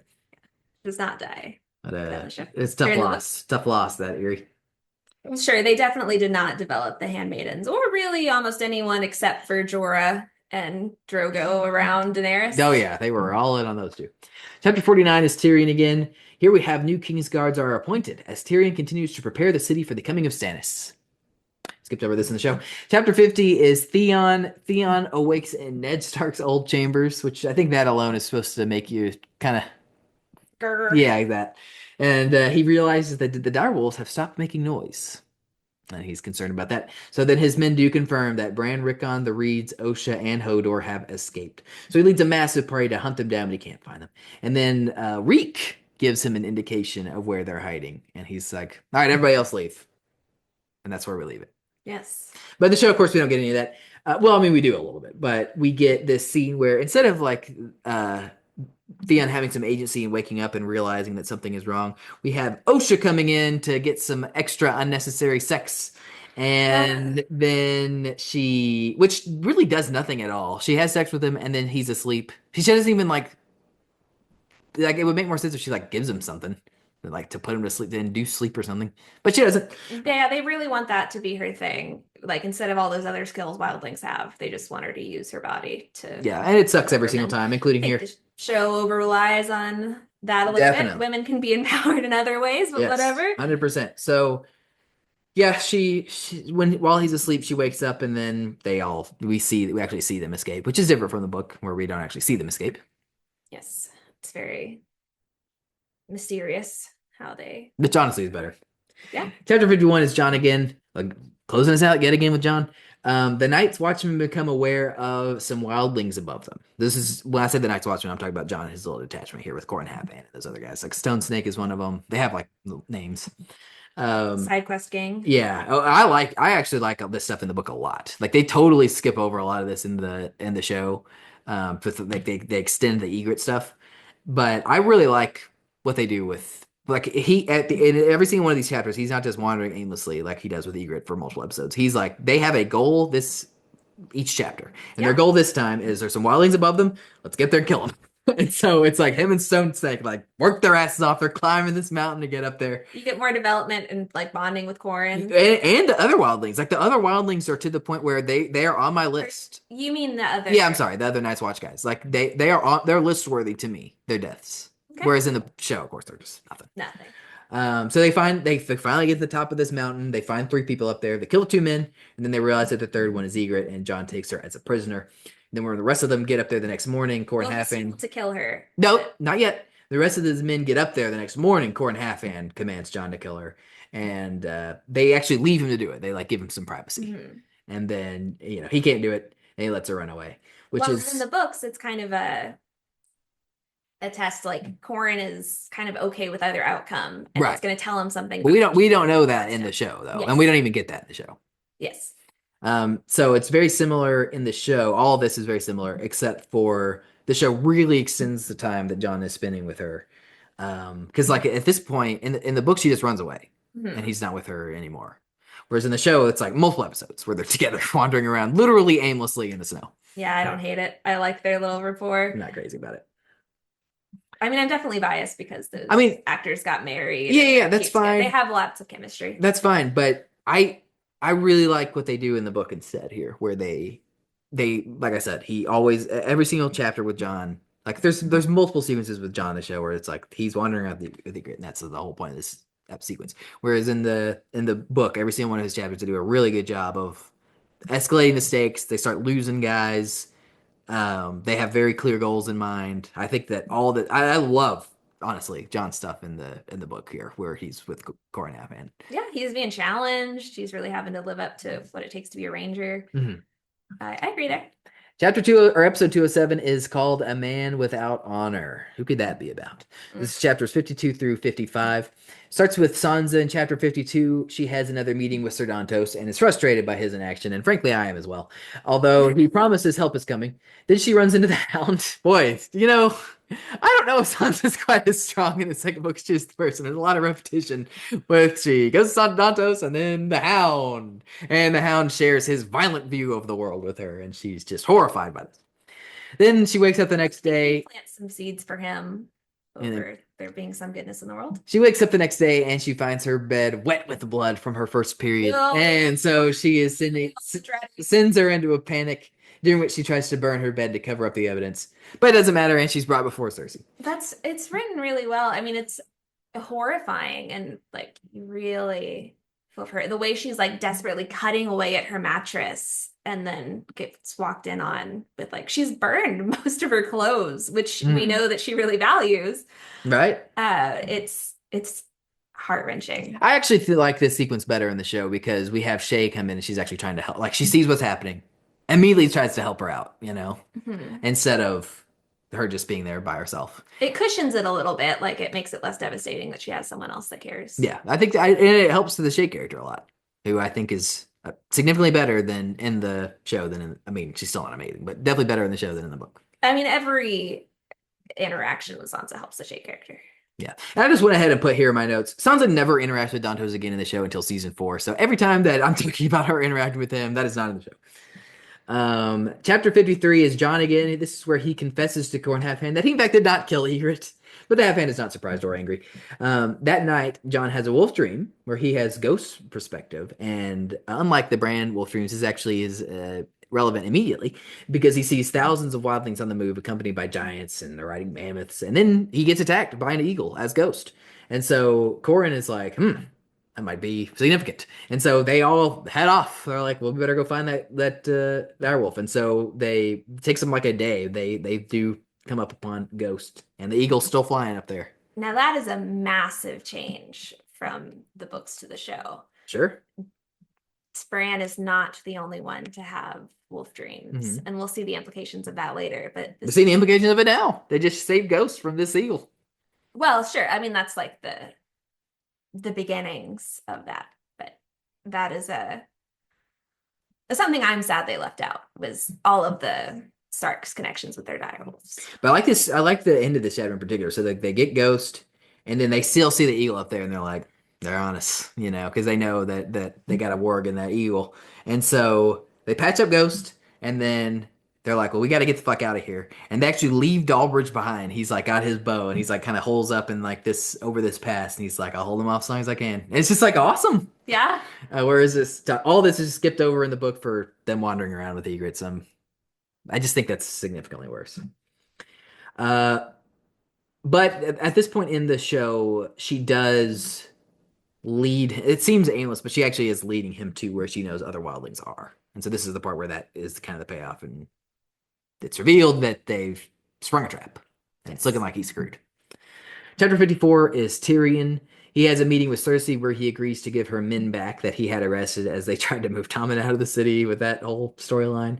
And then they pretend to make nice for a while until Cersei reveals that what she thinks is her trump card, and is that she has Tyrion's whore. However, she reveals that it is that woman's name that I can never say, Alyaya or whatever, instead of Shay. And Tyrion is relieved, but inside. But then he pretends he's innocent, and he even twists Cersei's arm when she tries to hit him. They have like a little bit of a physical altercation there. But meanwhile, Shay's waiting for him back in his room, and he being reckless. Yeah, he gets guided there under a hood by Varys. Like he goes covertly to go check on her, and he's surprised and concerned, and he's unclear of how Varys even got her in there. And he tries to look around and he can't figure it out. Yeah. And he's a lot more sneaky in the books. Yeah. Like he's able to, I mean, he wears a lot of disguises and has a lot of secret passages and stuff. Yeah. And he doesn't even have sex with her in this scene. He just kind of coddles her as she sleeps.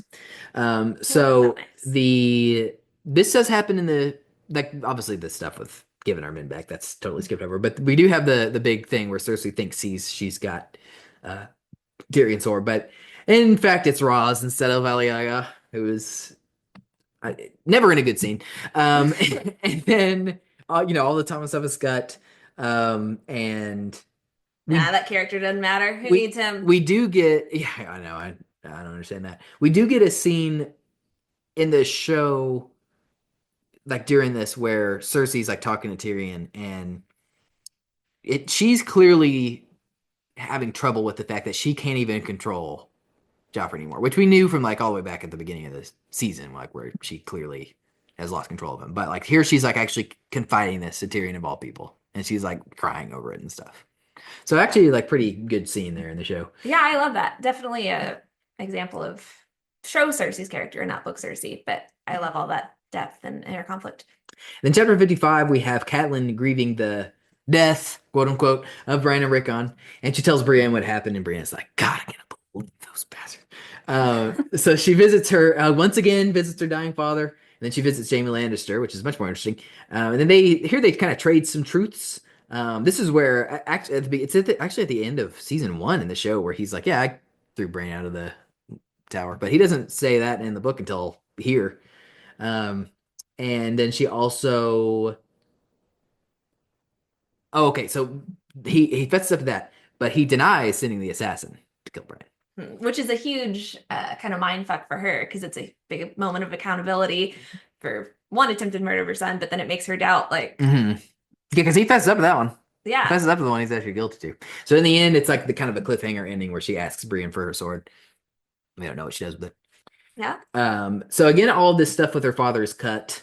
And she actually does not know about Brandon Rickon yet in the show either. Instead, we get like this sub story which is really excellent, where Jaime gets like locked up with that other guy, Alton Lannister, who's the one that Rob's been sitting back and forth with the peace terms. Yes. And then Rob actually wants to reward Alton by having a cell created just for him, which Bruce Bolton's like, waste of resources. Yeah. And then he's like, but put him in with the Kingslayer until we can get that built.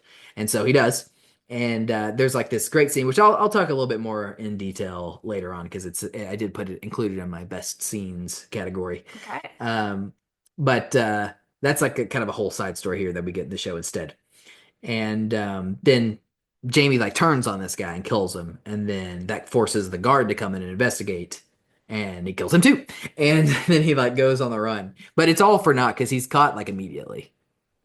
And like still not even like the next episode, still this episode he gets caught already.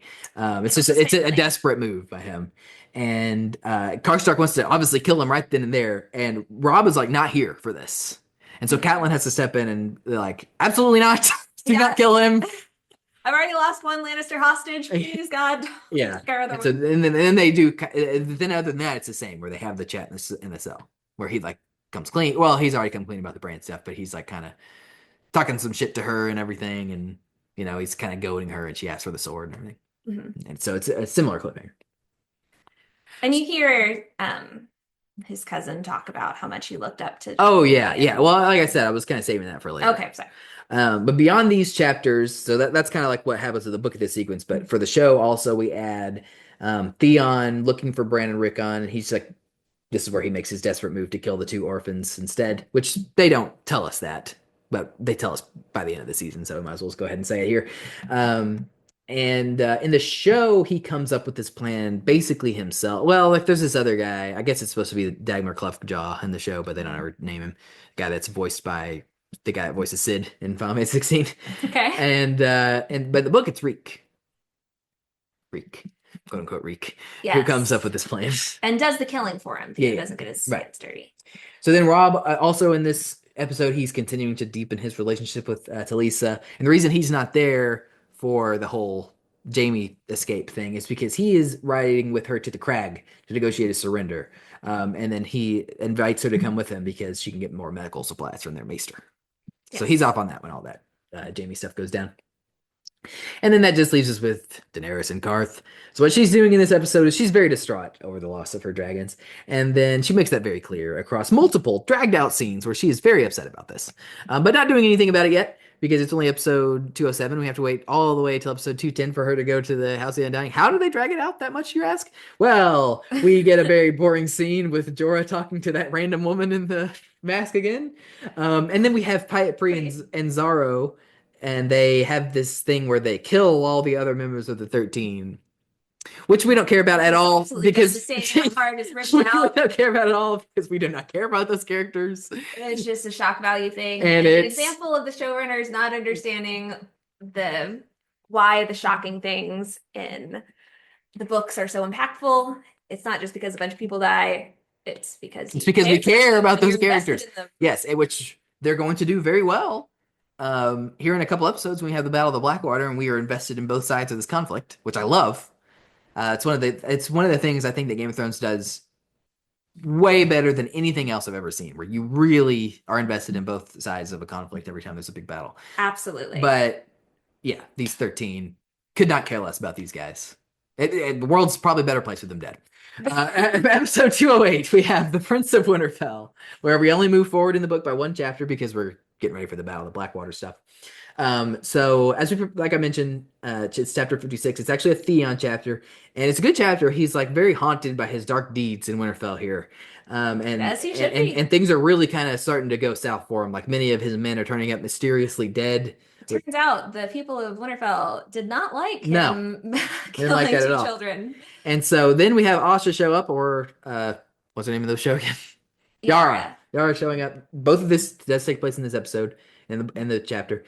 She actually takes some of his men in the book back with her to Deepwood Pond. And she says, "You ought to come with me."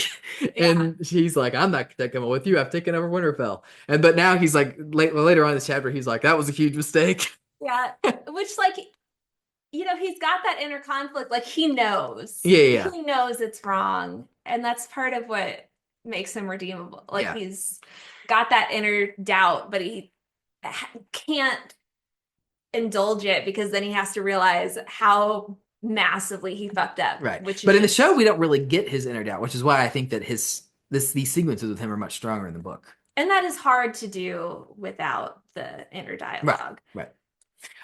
So he's like, now he's just basically completely by himself. He has a few men left, but basically nothing. And then the quote unquote Reek character that we have.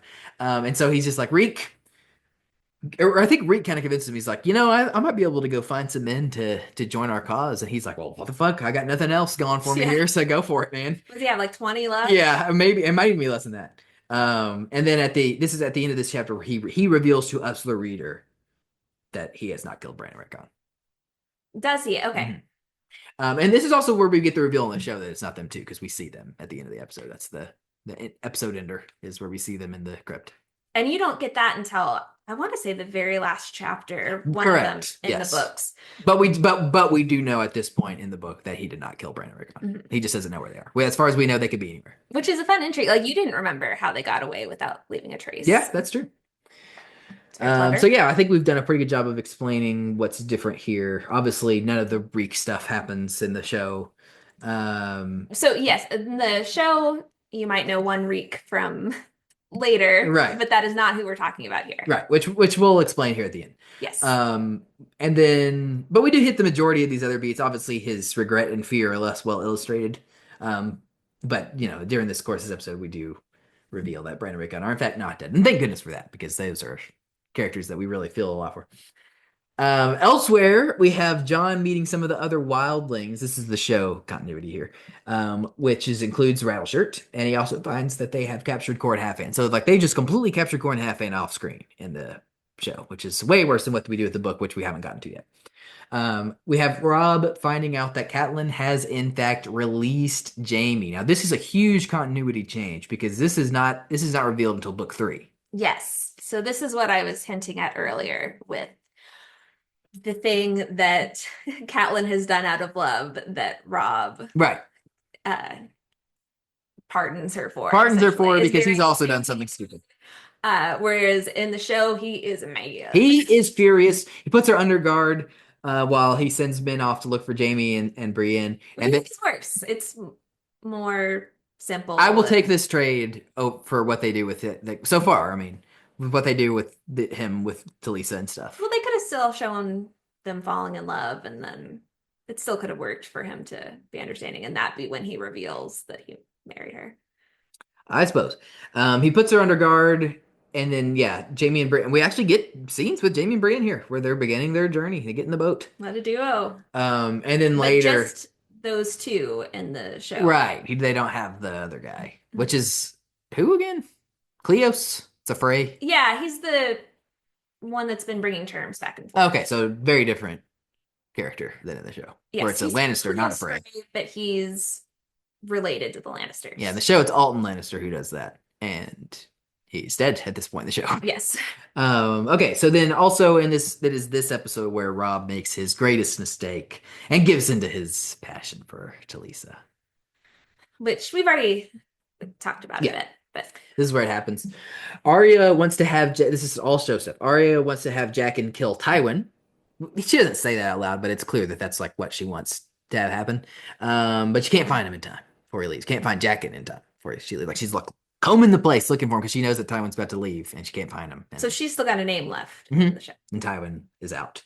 So instead, she comes up with a plan to name Jacket himself unless he agrees to help her, Gendry, and Hot Pie escape. And so he begrudgingly agrees, although he doesn't like it. And that's what we talked about earlier with her not escaping of her own volition, but instead Jacket. Yeah, which is worse. Tyrion, love this. Great stuff here. So that Tyrion he's very concerned about the imminent arrival of Stannis' fleet. And we get the sequence where, so this is where we get the sequence where Cersei thinks she's got the trump card and it's Raz instead of Alyaya. So it happened in the book last time, but this is where that happens in the show. Okay. Oh, one thing I did want to mention back to Arya in the books is that now that it's under Bolton control and not Lannister, things aren't much better for her. Like she's still treated like scum. It is another one of those things that shows like whichever side you're on in the war, like it's still really shitty for the. Well, I think more so it's showing that Roose Bolton sucks. Well, so that too. Because if it would have been Robb that would have taken it over himself, well, I mean, obviously they're family, but like somebody that was a good character, they would have been, she would be treated better. I think it's a lot more still showing or contributing to the horrors of war. And yes, but like if he took over a place, he wouldn't have the Commodores tortured and shit. Well, sure. I think it's just I think it's more of a reflection of Roose Bolton, who is on Robb's side. So it's right. Yeah, I mean, you're supposed to yeah. But I think Robb is still ultimately responsible for it. He is ruling. Well, I don't think that's what they're going for. I think what they're going for is this Roose Bolton is not a good guy. Okay. I think it serves both. Okay, yeah. So then we close out the episode. Well, I don't know if this isn't the end of the episode, but this is the episode where the sequence happens where it's actually Sam, Ed, and Gren that find the store of Dragonglass near the Fist of the First Men. What a trio. We also have Stannis' forces approaching Blackwater Bay. There's not really anything to say about that. It's just like we kind of remind you, hey, they're coming. It's next episode, baby. Yeah. And then we have Daenerys finally deciding to go to the House of the Undying, which she somehow hadn't decided to do multiple episodes ago when her dragons were taken. Yeah. And then episode 209, we have the Battle of the Blackwater. Now, this one pretty much goes... I mean, there are a couple deviations, most notably the chain, but other than that, it pretty much goes exactly how... Like, this is the most faithful chapter for sure. Or episode to the books. It's also the first big battle in the show. We did cut about half of Davos's children. Like, he's got like 7 sons in the books. So it's a more devastating loss when he loses more of them instead of just one, but I understand why they streamlined that. Well, you could argue that it's actually less devastating, because losing your only son versus you still at least have some sons. He doesn't have any left in the show? He doesn't have one? No, he just has one. He just has the one that gets killed. Well, I mean, that's really streamlined. I don't know about that. Yeah. Okay, but in the books, he kind of is grappling with the fact where he feels like he's lost everything and he has to like remind himself, like, no, you still have living sons. You still have a wife. You still have stuff to live for. Right. So yeah, the Battle of Blackwater, this covers chapters 57 through 62. In chapter 57, it's Sansa. We get actually a lot of Sansa in the Battle of Blackwater. Sansa observing the King's Landing side at the beginning of the battle. Not a whole lot happens there. It's just, this is the chapter that's letting us know the battle is beginning. Well, and I appreciate the perspective of the women during the battle. Often you just get the horrors on the battlefield. And so it shows you what was happening for the people that weren't expected or allowed to fight and just have to sit there and wait, and the kind of unique horror that comes with that. And you show Sansa at points during the battle being kind of an uplifting force in that room, and as opposed to Cersei, who is not very helpful or inspiring to her people. None of which happens in chapter 57. In chapter 58, we have Davos and Stannis' forces sailing into Blackwater Bay to attack King's Landing, and they're winning easily until one of them rams a dummy ship filled to the brim with wildfire, which ignites almost all of their ships and sends Davos flying into the water. And then behind them, King's Landing raises the chain that Tyrion had them construct over the course of the book, ensuring all of the ships trapped inside would be destroyed. And this show obviously skips over the chain strap, but otherwise it's the same. Chapter 59 is Tyrion. He realizes that the wildfire will not be enough to destroy all of Stannis' forces, and so he starts making preparations for the men to fight on foot at the gate. On the ground, he finds the Hound, who is too frightened by the fire to lead the charge, so he has to lead it himself. Understandable. He's got his PTSD with his brother, but also it's a big moment where the big scary Kingsguard can't handle it, and so the dwarf has to step up and give a very inspirational speech. In chapter 60 is where we have Sansa and Cersei waiting out the battle in Maegor's Holdfast. And the queen's in a foul mood. She's drinking some wine. And if things go south, she tells Sansa many of the women there might be in for a bit of a rape. And then she also tells her that Ellen Payne is there in case she needs them to kill them. Yes, and also tells Sansa, like, this is not going to go well for you if Stannis wins. Like, I'm not going to let him take you alive. So just get that out of your head. You better hope we win. Sure. And then chapter 61 is back to Tyrion. Here he is leading the battle beyond the Mudgate and joined by Mandon Moore. He battles across the beach and he ends up thrust up onto one of the crashed ships. It's very detailed. And as the ship breaks apart around him, Tyrion is betrayed by Moore, who slashes him in his face. And just when he's about to finish him, he's killed by Podrick. Podrick! Oh, who doesn't love Podrick? And then chapter 62 is back to Sansa in Maegor's Holdfast. Lancel informs Cersei that the battle is lost and that Tyrion is likely dead. And so she leaves to find Joffrey, and Sansa tries to calm the room down. Somehow Dantos is there, and he advises her to leave as well, and she returns to her room where she is surprised by the Hound. And so this is what I wrote down happens here. Okay. He holds a dagger to her throat and forces her to sing for him, which she does. And then he leaves, and she waits out the rest of the night in her room alone. Yes, I believe that is right. Okay. And then Dantos visits her in the morning, drunk and happy, singing the praises of Tywin Lannister, who had come to save them, and Renly, who he said led the charge. So obviously we get no Dantos in the show. We actually follow Cersei when she leaves Maegor's Holdfast. And so she actually goes to the throne, and she does not go to find Joffrey, like she says in the show. She actually goes to find Tommen, and she's planning to poison him so that they can't be taken or whatever. Yes. And Tywin comes in and announces they won. Right in time. Just to go back to Renly leading the charge. Obviously not Renly. Yes, well, he is dead, so that freaked everybody out. Like, oh, the ghost of Renly. Obviously, his armor is seen. It's different in the books who is in that armor versus the show. Yes, but it's a Tyrell either way. Episode 210, the final finale. It's definitely a huge step down from Battle of Blackwater, but that's kind of how they typically do it in these early seasons, where they have the climax in episode 9, then we have the fallout. This one's called Valor Morghulis. Chapter 63 is back with Daenerys in the book. This is definitely different in the show. So in the book, having burned her bridges in Karth, Daenerys travels to the docks where she seeks passage. So she runs into trouble where Karthine attempts to assassinate her with a boxed manticore. But she's saved by two strangers, Strong Belwas and his old squire Arston, who are sent with 3 ships to bring her and her forces back to Pentos by Magister Illyrio. Very interesting. All of this stuff is punted to season 3, and it's also very different in season 3. But so all we get this episode instead is just her antics in the House of Undying that we already discussed. Chapter 64 is Arya. This is where she is serving as Roose Bolton's cupbearer, and she overhears that Bran and Rickon are dead. So that's horrifying news. And then Bolton tells her that he's getting ready to leave Harrenhal in the care of Vargo Hoat. And after he leaves, then she's just going to have to serve Vargo Hoat. And so who's known for cutting off limbs. Yeah, so she's not cool with that. And also during the sequence, I mean, you kind of have to read between the lines, but it is definitely subtly implied that Bolton has decided to turn on Robb, and has convinced the Freys to be in on it. So we get more follow up on that. We get more follow up on that in chapter 3 and season 3.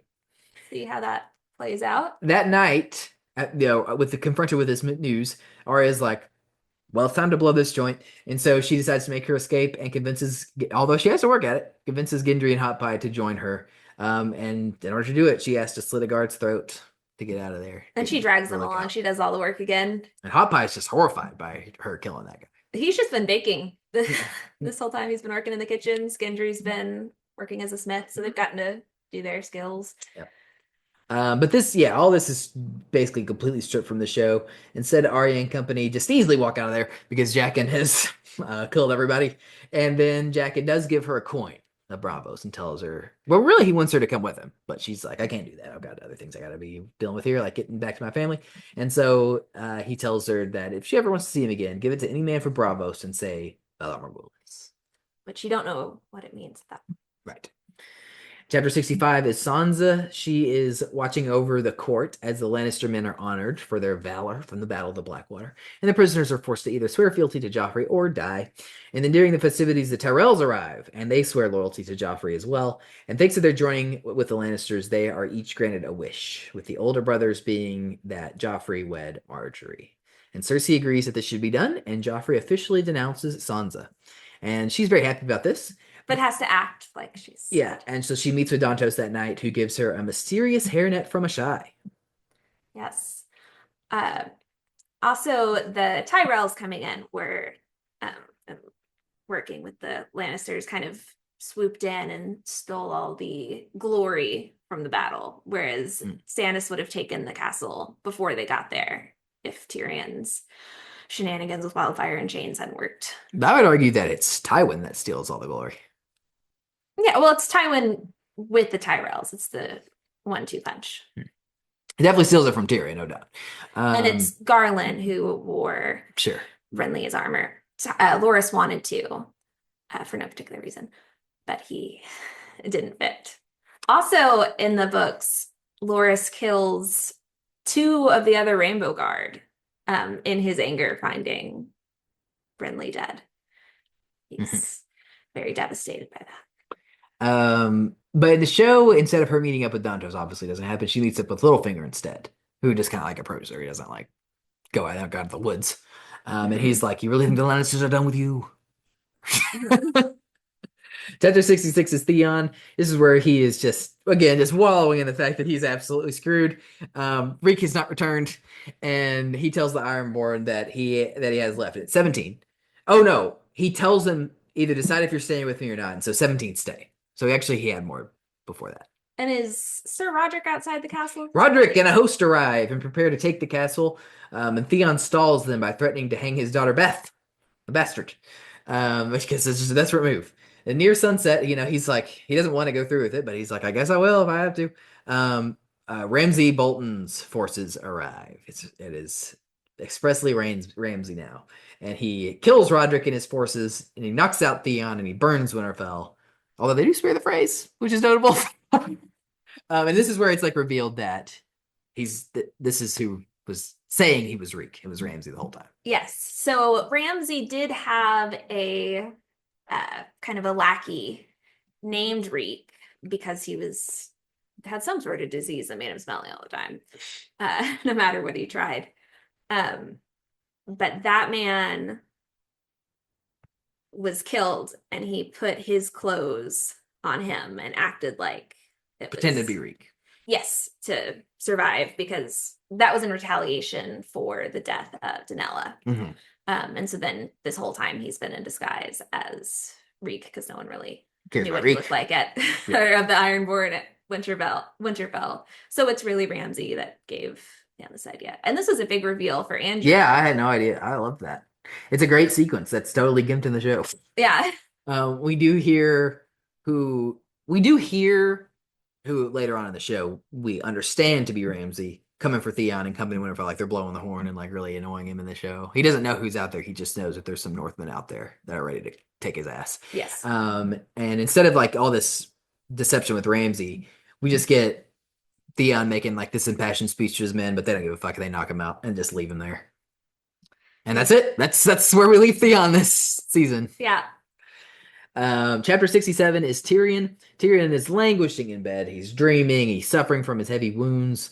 He's moved to Maegor's Holdfast, where Maester Balabar, not Pycelle, is giving him milk of the poppy. But he eventually summons enough strength to stop him, and he finds out that Tywin has become the hand of the king. So he sends for Podrick, who he tells to bring him Bronn, and he asks for dream wine from Maester Franken, who I guess he trusts more. Sure.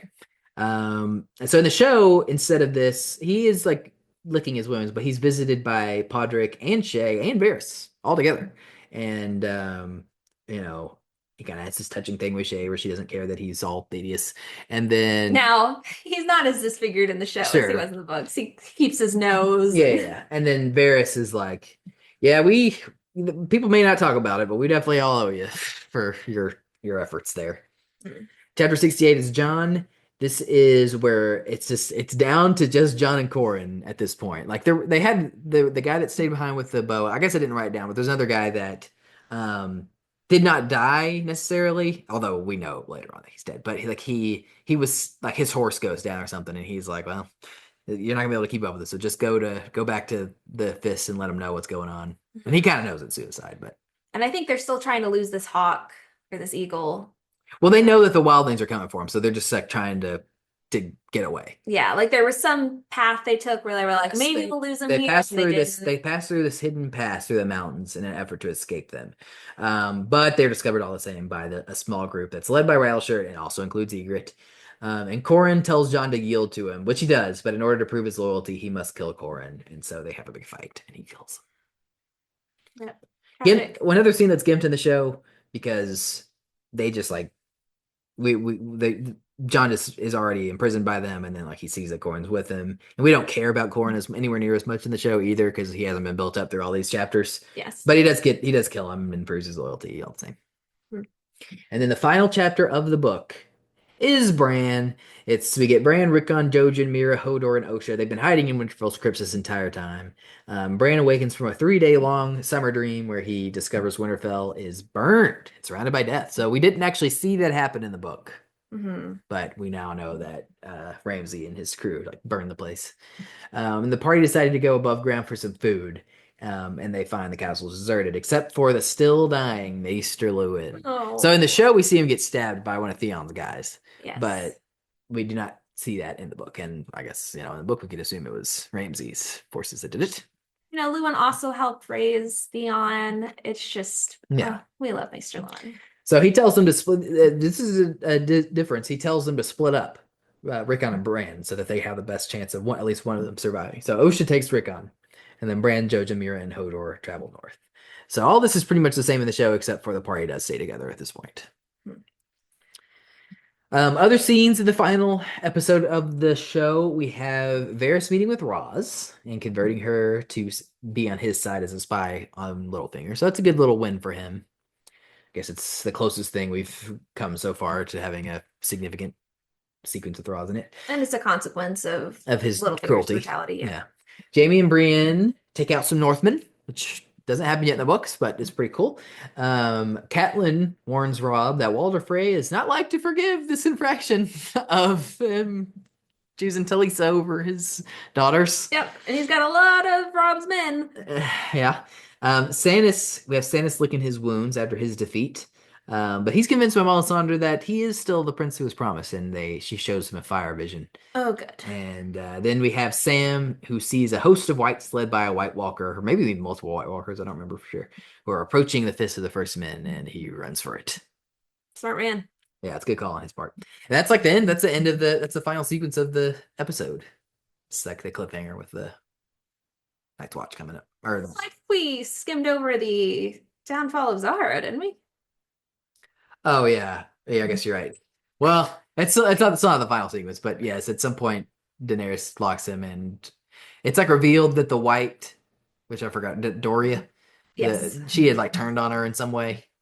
Yes, she had helped steal the dragons. Steal the dragons, okay. And so, as punishment, she locks her and Zaro up in a vault to starve to death. Which does not happen in the books. Does not happen in the book. She just kind of gives up on the whole Zaro thing. Well, Zaro gives up on her. He's just like, all right, clearly she's not going to go for my proposal.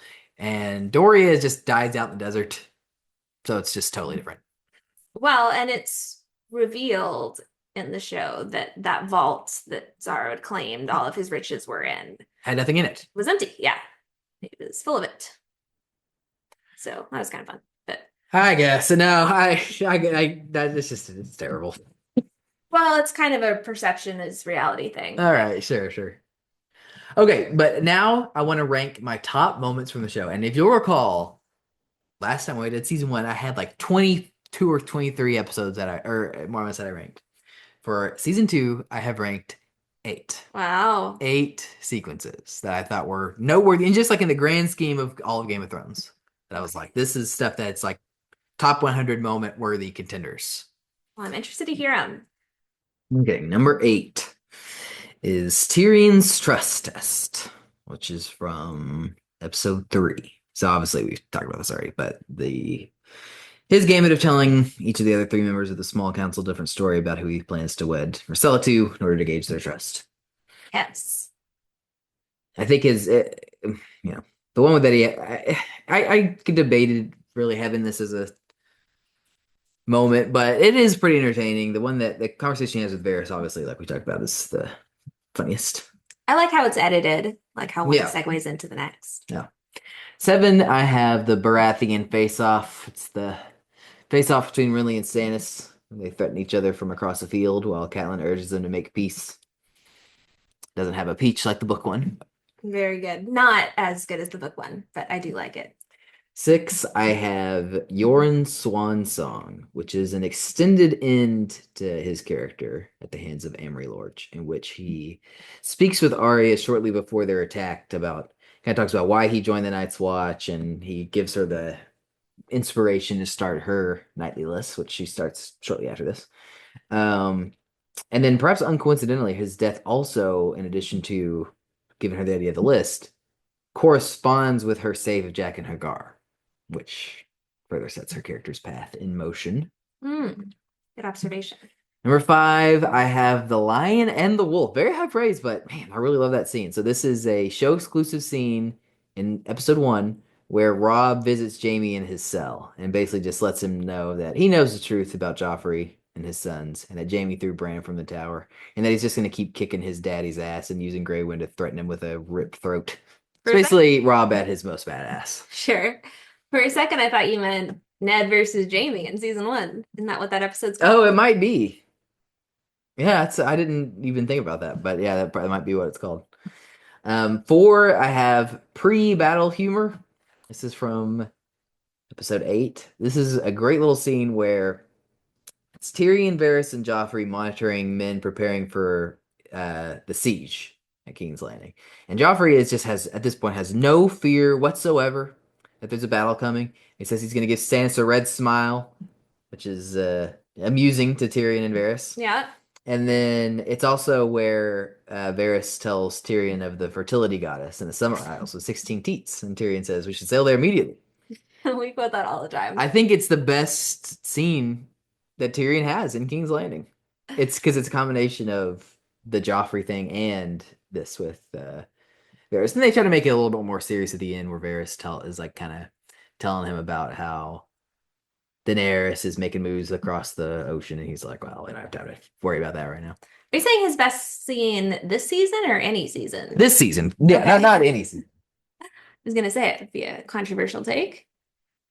Yeah, that would be ridiculous. But this season, I think, well, I mean, I guess if you count the Battle of Blackwater, then obviously. But yeah, I mean, he's definitely a driving force in this season, but a lot of his scenes are good. I don't think they stand out to me as much as this one does.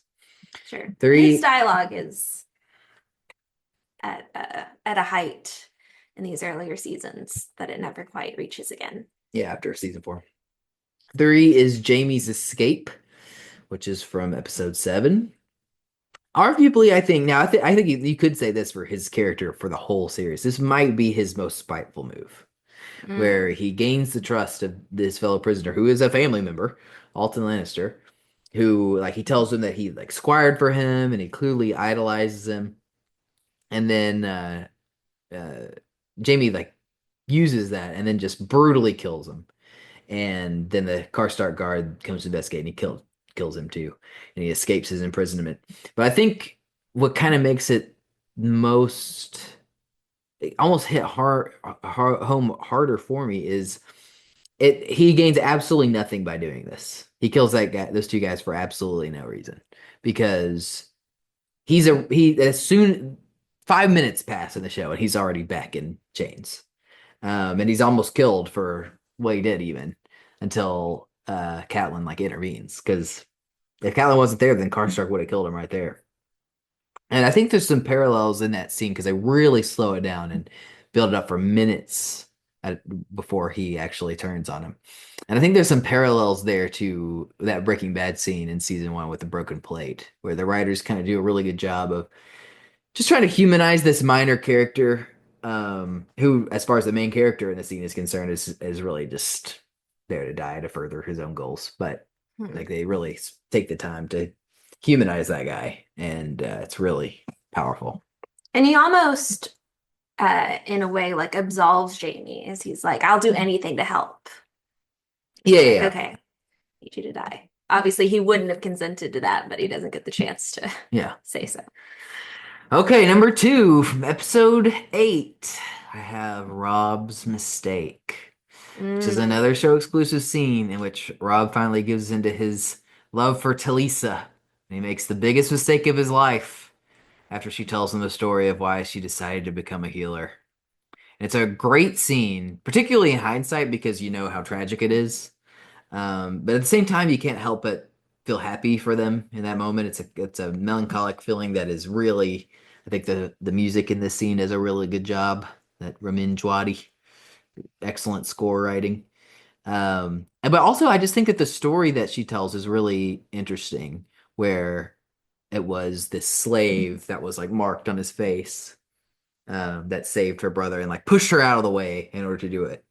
And I think that there might have been, I mean, obviously I have not heard this, but we know that Game of Thrones was an inspiration, a huge inspiration for Final Fantasy 16. And I wonder if that scene in particular, because that is very much in line with the themes of Final Fantasy 16, where the slaves are branded and like they can't really do like they're doing something like that where they were, even if it was for a good cause, would definitely result in the death penalty in Final Fantasy 16. So that's very interesting. Yeah, I'm gonna have to go rewatch that scene. That part, I think I ended up having to go to bed. We watch these late on Monday nights, and I have class at 9:30 the next morning. And so I think that was one of the few scenes I missed on this Hmm. watch through. So I'm definitely curious what that story is that she was telling, because that's not, something I'm familiar with from the books, obviously. Mhm. I've only seen the show a couple times Yeah. outside of this watch through. And then number 1 is pretty obvious. It's the Battle of the Blackwater. I think it's the finest battle and really sequence in the show up to this point. I'd probably put it above Ned's beheading. It is because it's really like a episode long sequence. I just think it's just really a triumph of like tactics and storytelling mixed together, which, like we mentioned earlier, I think Game of Thrones does better than any other show I've seen. So pretty easy number 1 on that one, especially considering there was not a whole lot of scenes to go around that I thought were list worthy. And I definitely agree with what you were saying earlier about having people you care about on both sides that you're rooting for, and you're really just like, everybody stop fighting. Like, certainly there's Well, I don't people know. you're I rooting wouldn't say for. that. I wouldn't say everybody stop fighting because it's very entertaining. People to go down on both sides and for people to live on both sides, which is brilliant and shows the horrors of war and the complexity of these things in a really great way that I haven't seen in many other things. I think there's another battle later on that they do it even better, which we won't talk about it now, but that's I think my favorite. Um, but this one it's on reflection, like in rewatch, it's pretty close. I think maybe this is my number 2 battle. Okay. I'd have to certainly. I think of everything we've seen so far, where we've watched up through that halfway through season 6, and this rewatch. There's some good battles, but I don't think I would. I think the only one I would put above it is that one in season 4 so far. Granted, we haven't gotten to the most famous one in season 6 that everybody loves so much, but I just don't think that I would put that one above this one. I definitely would. And that one fails in what we were just Right, talking about. you have a clear preference on that one. Yeah. And same thing with like in season 8, I would say, like with the long night. You have you're obviously pulling for one side in Yes. that one. So okay, that one's a little bit more Lord of the Rings for me, where it's like a bunch of just kind of faceless enemies. Sure. And I will say, I typically am not a big battle person. Like, you have to really earn the combat for me, or I'm just like, one's Well, gonna season win, one's 2, gonna lose. Let's get through they it. couldn't have done any more. They built it up for a whole season of television. So combat almost always drags for me, and that one doesn't. Yeah, the one in season 4 they built up for multiple seasons of television, which is why I think it's the best. Hmm. Okay, but now I'm going to rank the episodes, the 10 episodes from season 2, and it got a little tough toward the bottom. That number 1 was obvious, but toward the bottom, there's some competition down here. But the one that I ended up putting at the bottom was episode 2, called The Nightlands. It doesn't have any standout moments really, and then also has some bad scenes. Like it's got Theon where he's like on the way to Pike and he's kind of I mean, she's into it at the time, I guess, but he's taking advantage of that sailor's daughter, and it's like a Yeah. very explicit scene. And then it's also the episode that has like Littlefinger just being an asshole to Roz for no reason, Yeah. which sucks. And then like the stuff that's notable in that season or in that episode, I don't really think is as good as some of the stuff in some of the others. So like Tyrion firing Jaina Slint is good and entertaining, but I mean that happens so fast. You have Arya sort of meeting Gendry. I mean, like, technically, I guess they would have met before that, but this is the first time that we see them interact at all. Yeah, that's And exciting. Jack and Hagar also. Sam meeting Gilly is here. And then, of course, like I said, Theon arriving at Pike, but pretty slow episode overall. So that's my bottom. Number 9, I have episode 4, which is called Garden of Bones, which is another one I think lacks really standout moments. The best one, except for obviously the best one, which is the Stannis and Renly face off. So definitely that's a big one in this episode. But other than that, this was a kind of a torture episode.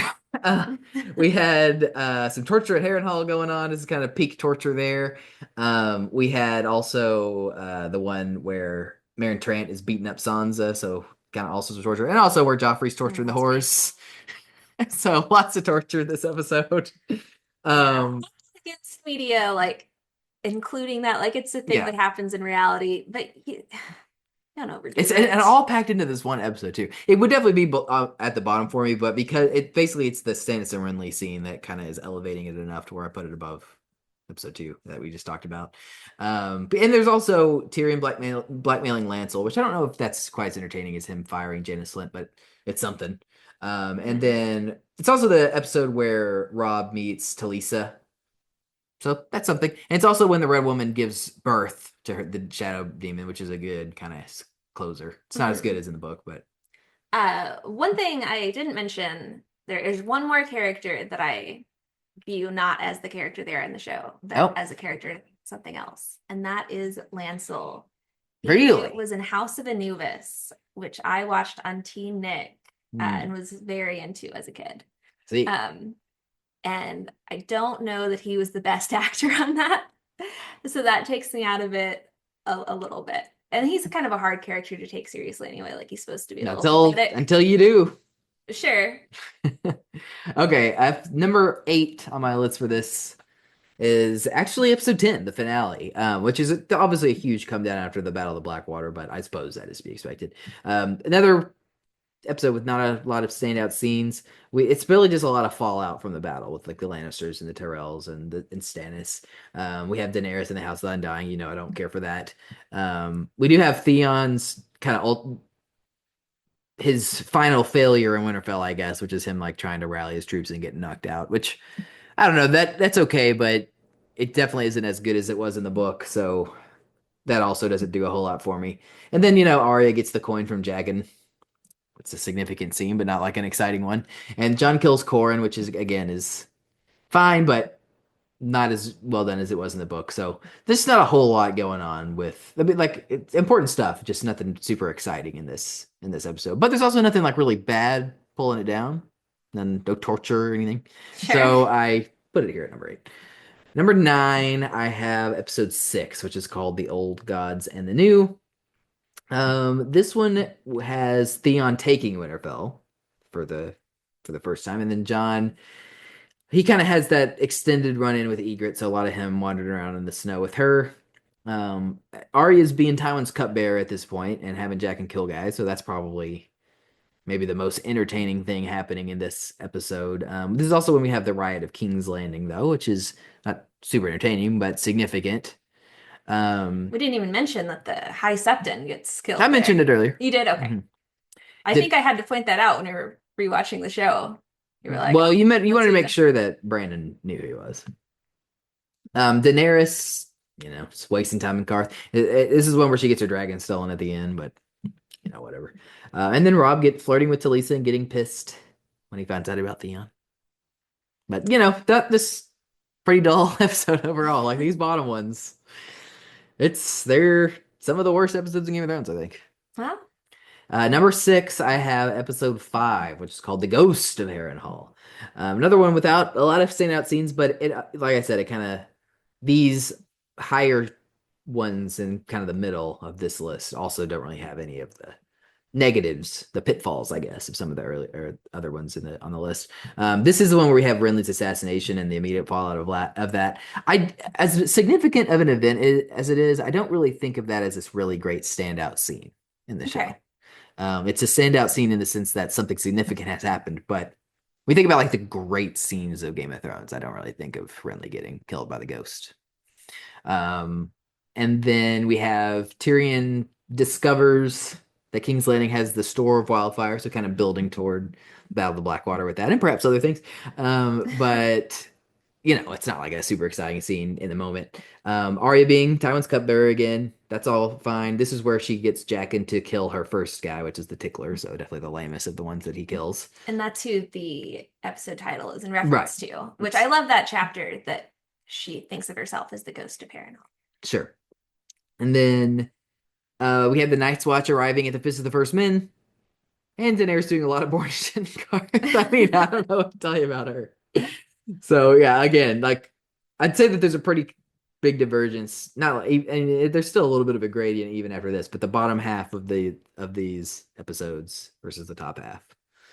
Number 5 on this list, I have episode 1, which is The North Remembers, which still is not a fantastic episode by any means, but enough happens here that I think you put it, if like everything else that I've talked about so far is like C tier, this would be probably like a B minus, because this is obviously where they introduce Stannis, which, while not as done as well as it is in the book, it's still a significant scene that is memorable for sure.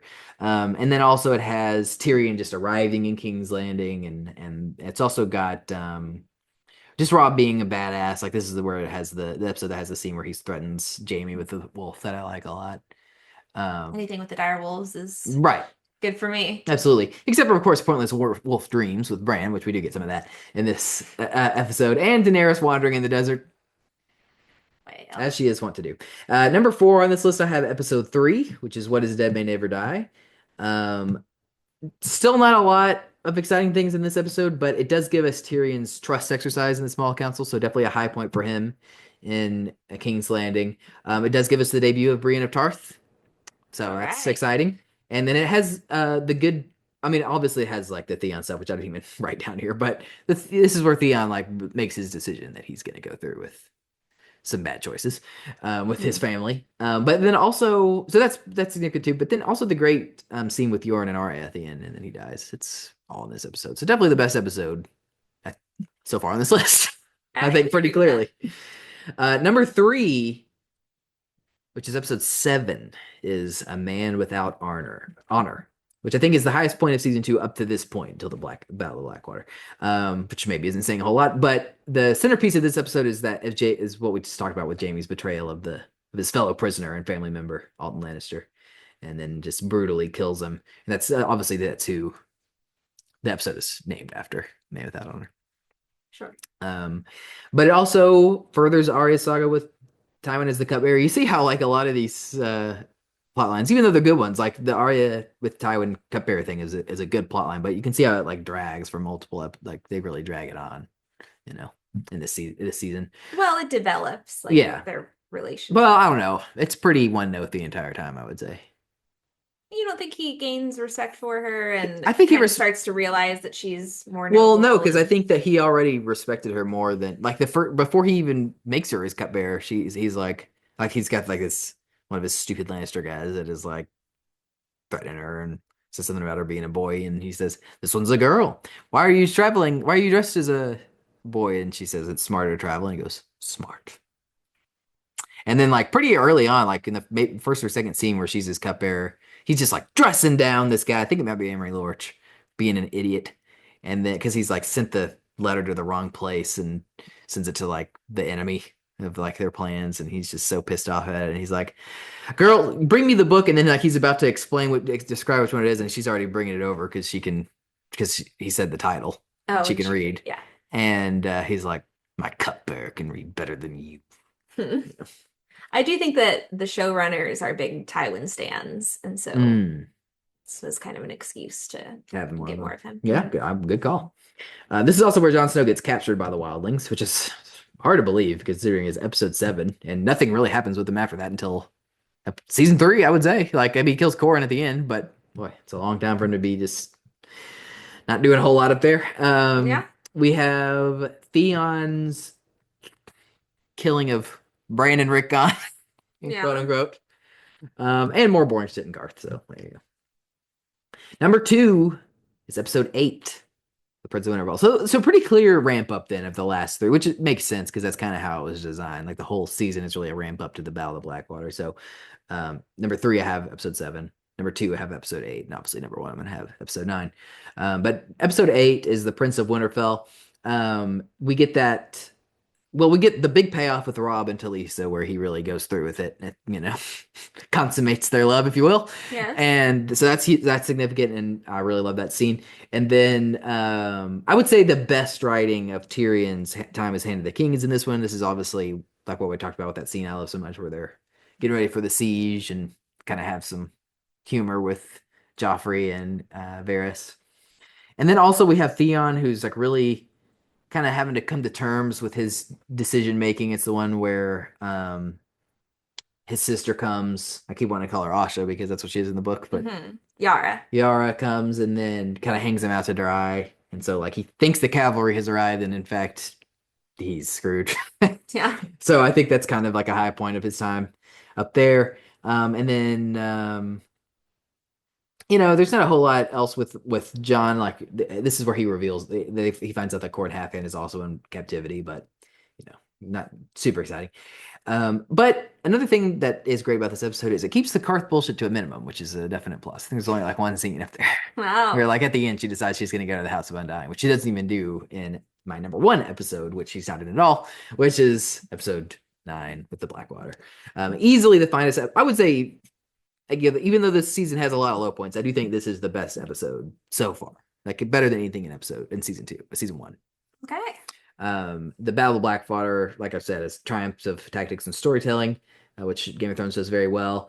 And I think both the show and the book do a really great job of depicting not only leading up to this point, they've got us to get invested in both sides, but while the battle is going on itself, they do a good job of giving you the different perspectives of what's going on while the battle is taking place, which we've talked about. And in a way, you could even say that the show does that better because it kind of uses the Hound as a point of view character as well, like him down there in the fight, and he's doing great at first, and then the fire shows up and he just can't do it anymore.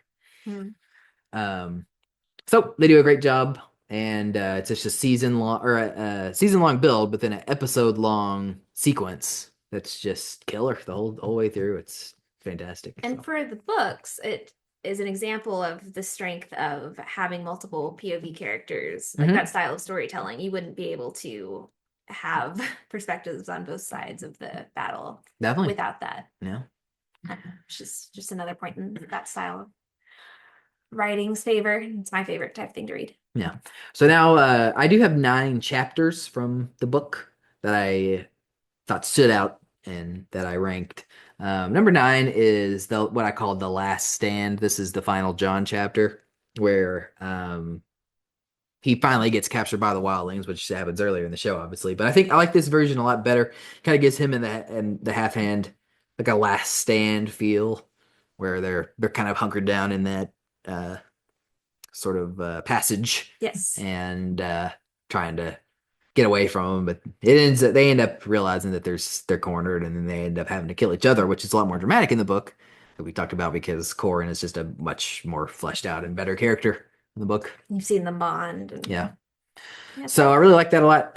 Number 8 is chapter 58, which is Davos' perspective of the Battle of Blackwater Bay. I think of all the Blackwater Bay chapters, this one is my favorite because you get the perspective. You know that. Well, I mean, I guess it's not quite as obvious in the book, but you kind of know. You at least know about the wildfire. You know that Tyrion has some plan with a chain, but to see all that get enacted from the perspective of the enemy, from Tyrion's perspective, is really interesting. Where the bomb goes off and then they're trapped by the chain, and it all kind of comes together here and which is bad for Davos, and that's his perspective that we're getting. Well, and also, Um, like, if you had seen it from Tyrion's perspective, it would have been framed more as like A triumph. A triumph. Yeah. Oh, this is so cool. And now this thing that you've been waiting for, you see the horror of it. And so it doesn't glorify the violence in a way that the books are really good about. Yeah. So there's so much violence in these books, but it's always framed in a bad light. Yeah, so that's my favorite of the Blackwater chapters in the book. Number 7, I have chapter 55, which I call Truth for Truths. This is where Catelyn has her little rendezvous with Jaime, and then she asks for a sword at the end. But I think that he did a really good job of just dialogue writing between Catelyn and Jaime in this scene, which I think is done well in the show as well, but maybe not quite to the same degree as in this chapter. There's definitely more reveals in this chapter than there is in the show, because at this point she doesn't know that Jaime has pushed Bran out the window, which she finds out in this chapter. She suspects. She found the blonde hair and everything, but yeah, for him to admit it, you just eat up every word of this exchange. Right, but then, like we talked about, he does not fess up to the assassination attempt, which is alarming to her. But then the whole time he's just so smarmy and like a jerk about it, the whole, But also in a pathetic situation. Yeah. He's in miserable conditions. Right. And also, I think maybe it stands out more in the book because we have not been getting Jaime like at all in this book. And so for him to be there and still be witty and all that is entertaining. Number 6, I have chapter 64, which is, I call it The Wolf's Escape. This is Arya getting out of Harrenhal. And I really like that she has more agency here than she does in the show, where she actually has to get her hands dirty a little bit, has to kill that guard. And then like Hot Pie reacting to that, like he cannot believe that she just did that, Oh, Hot Pie. So I like it really builds on, and it's her final chapter in the book, so it really just kind of builds on kind of the more dark independence, if you will, of that character. Yeah. That I like a lot. Definitely, I agree. I like her having more agency in it. I mean, in the show, like she still named Jaqen and got the ball rolling, but here she did that to a different end and did the entire escape on her own. Yeah.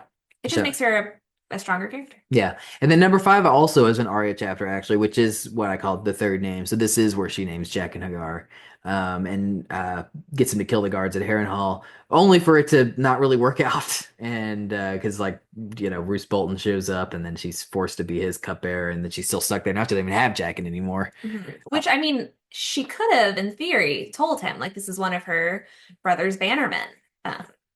But she got some sort of vibe from him. Yeah, it was smart. It was smart on her part. But it also shows a lot about where she is with trusting people right now in terms of what she's seen, what she's lived through. And yeah, understandable. She's a little weary of the world right now. Number 4, I have a clash. Oh, well, that's the book. Chapter 66, which is, I called The Red Helm. This is a Theon chapter. This is his final chapter. I think they did a really good job with the Clash of Kings, even though I think it was a little slow in the build-up, but the payoffs were pretty strong in this book. So this is the payoff for Theon, where he realizes he's totally screwed at Winterfell. And instead of playing it for kind of jokes like the show does, where he makes the big speech and his guy knocks him out and then just leave him there. It's like a very dark and kind of helpless scene. And he actually is thinking about Maester Lewin, like, gives him the idea of, well, maybe you should just surrender and maybe they'll send you to the Night's Watch. And he's like, well, he starts to like thinking about that, like, well, maybe that wouldn't be the end of the world, at least it'd be alive. And and then like it just all kind of doesn't work out, because he realizes that Reek is the one who he now knows as Ramsay, has been the one that's been leading these guys. And like he just rolls in basically with like Roderick dead and like some other significant characters dead too, but Roderick's definitely the most significant. And just the reveal of that twist is really cool. Yeah. And then we don't even like really know where that leaves Theon. I mean, we know from the show, but like it kind of ends on a unclear note for him. And it will for a while. Yeah. We left wondering. Okay. Which is very cool. I remember I was so excited for you to read that reveal. Yeah, it was really awesome. Number 3, I have The Shadow, which is a Catelyn chapter. So a key difference for this scene from the show versus the book is that In the show, we know that the Red Woman has birthed this shadow demon that's coming for Renly, because that's how the previous episode ends. But we have no idea if you're reading it in sequence in the book. And so like she's just in there with Renly, and then out of nowhere this shadow comes and kills him. And only her and Brienne are there to see it. So it's just it kind of enhances like the confusion and the shockingness of it. The horror. And then like just the chaos, I think it's captured really well in the book, like in the fallout of that. So And it creates a level of suspense where then when you get the payoff of what, I mean, we already knew going in what caused the shadow baby, but I can imagine that then getting the reveal later with Davos and her giving birth to another one. That's just got to be so cool. Which is why I have at number 2, chapter 42, The Unyielding Bearman, which is in fact the chapter where that takes place. And that is really great. I love the kind of horrific ending of it, but with the context of leading up to that, it's just a very humorous chapter because we have like basically Stannis like standing outside Storm's Inn, and he's like trying to get this guy Courtney Penrose to give it up, and Penrose just absolutely lays into him. It's just highly entertaining.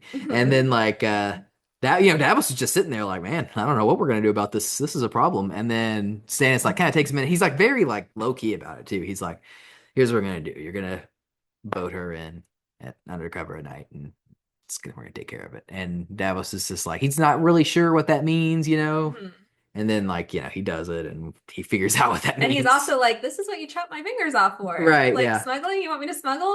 Okay. It's a long chapter because it takes a lot to bring all that into one chapter, but man, it is so awesome. And to have it all in one package like that, it's a clear standout. My favorite chapter of the books, but my number 1 is the prologue with Maester Crescent. And you knew that right away. You were like, this is a standout. Well, I didn't know if it was going to be my favorite in the whole book, but I knew that reading it, I was like, I liked it more than anything in the first book. Mm-hmm. And so I was, and in a way, maybe that kind of set me up to be a little bit disappointed by this book because overall, I liked the first book significantly more than the second one. But the start was so strong for me that I was like, wow, this is amazing. This is going to be an amazing book.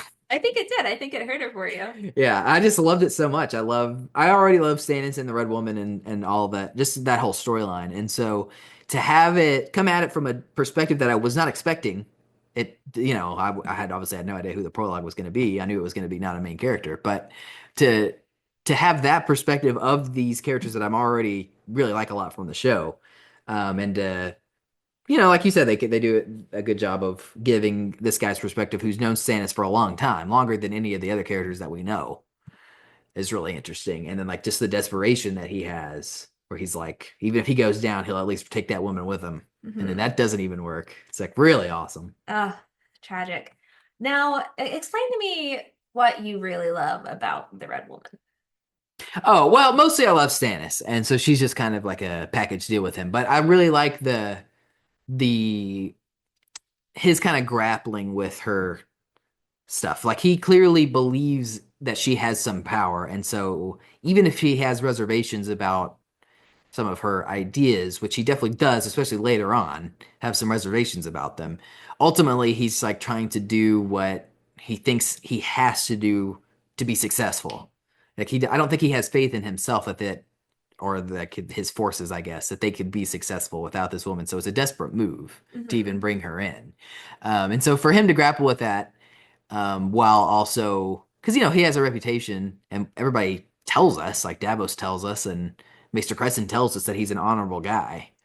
Mm-hmm. And then for him to kind of be going down this dark path, I think is just really interesting. And part of it is definitely, I really like how straight-laced he is, and he's very matter-of-fact with the way that he talks, and the performance obviously in the show is excellent.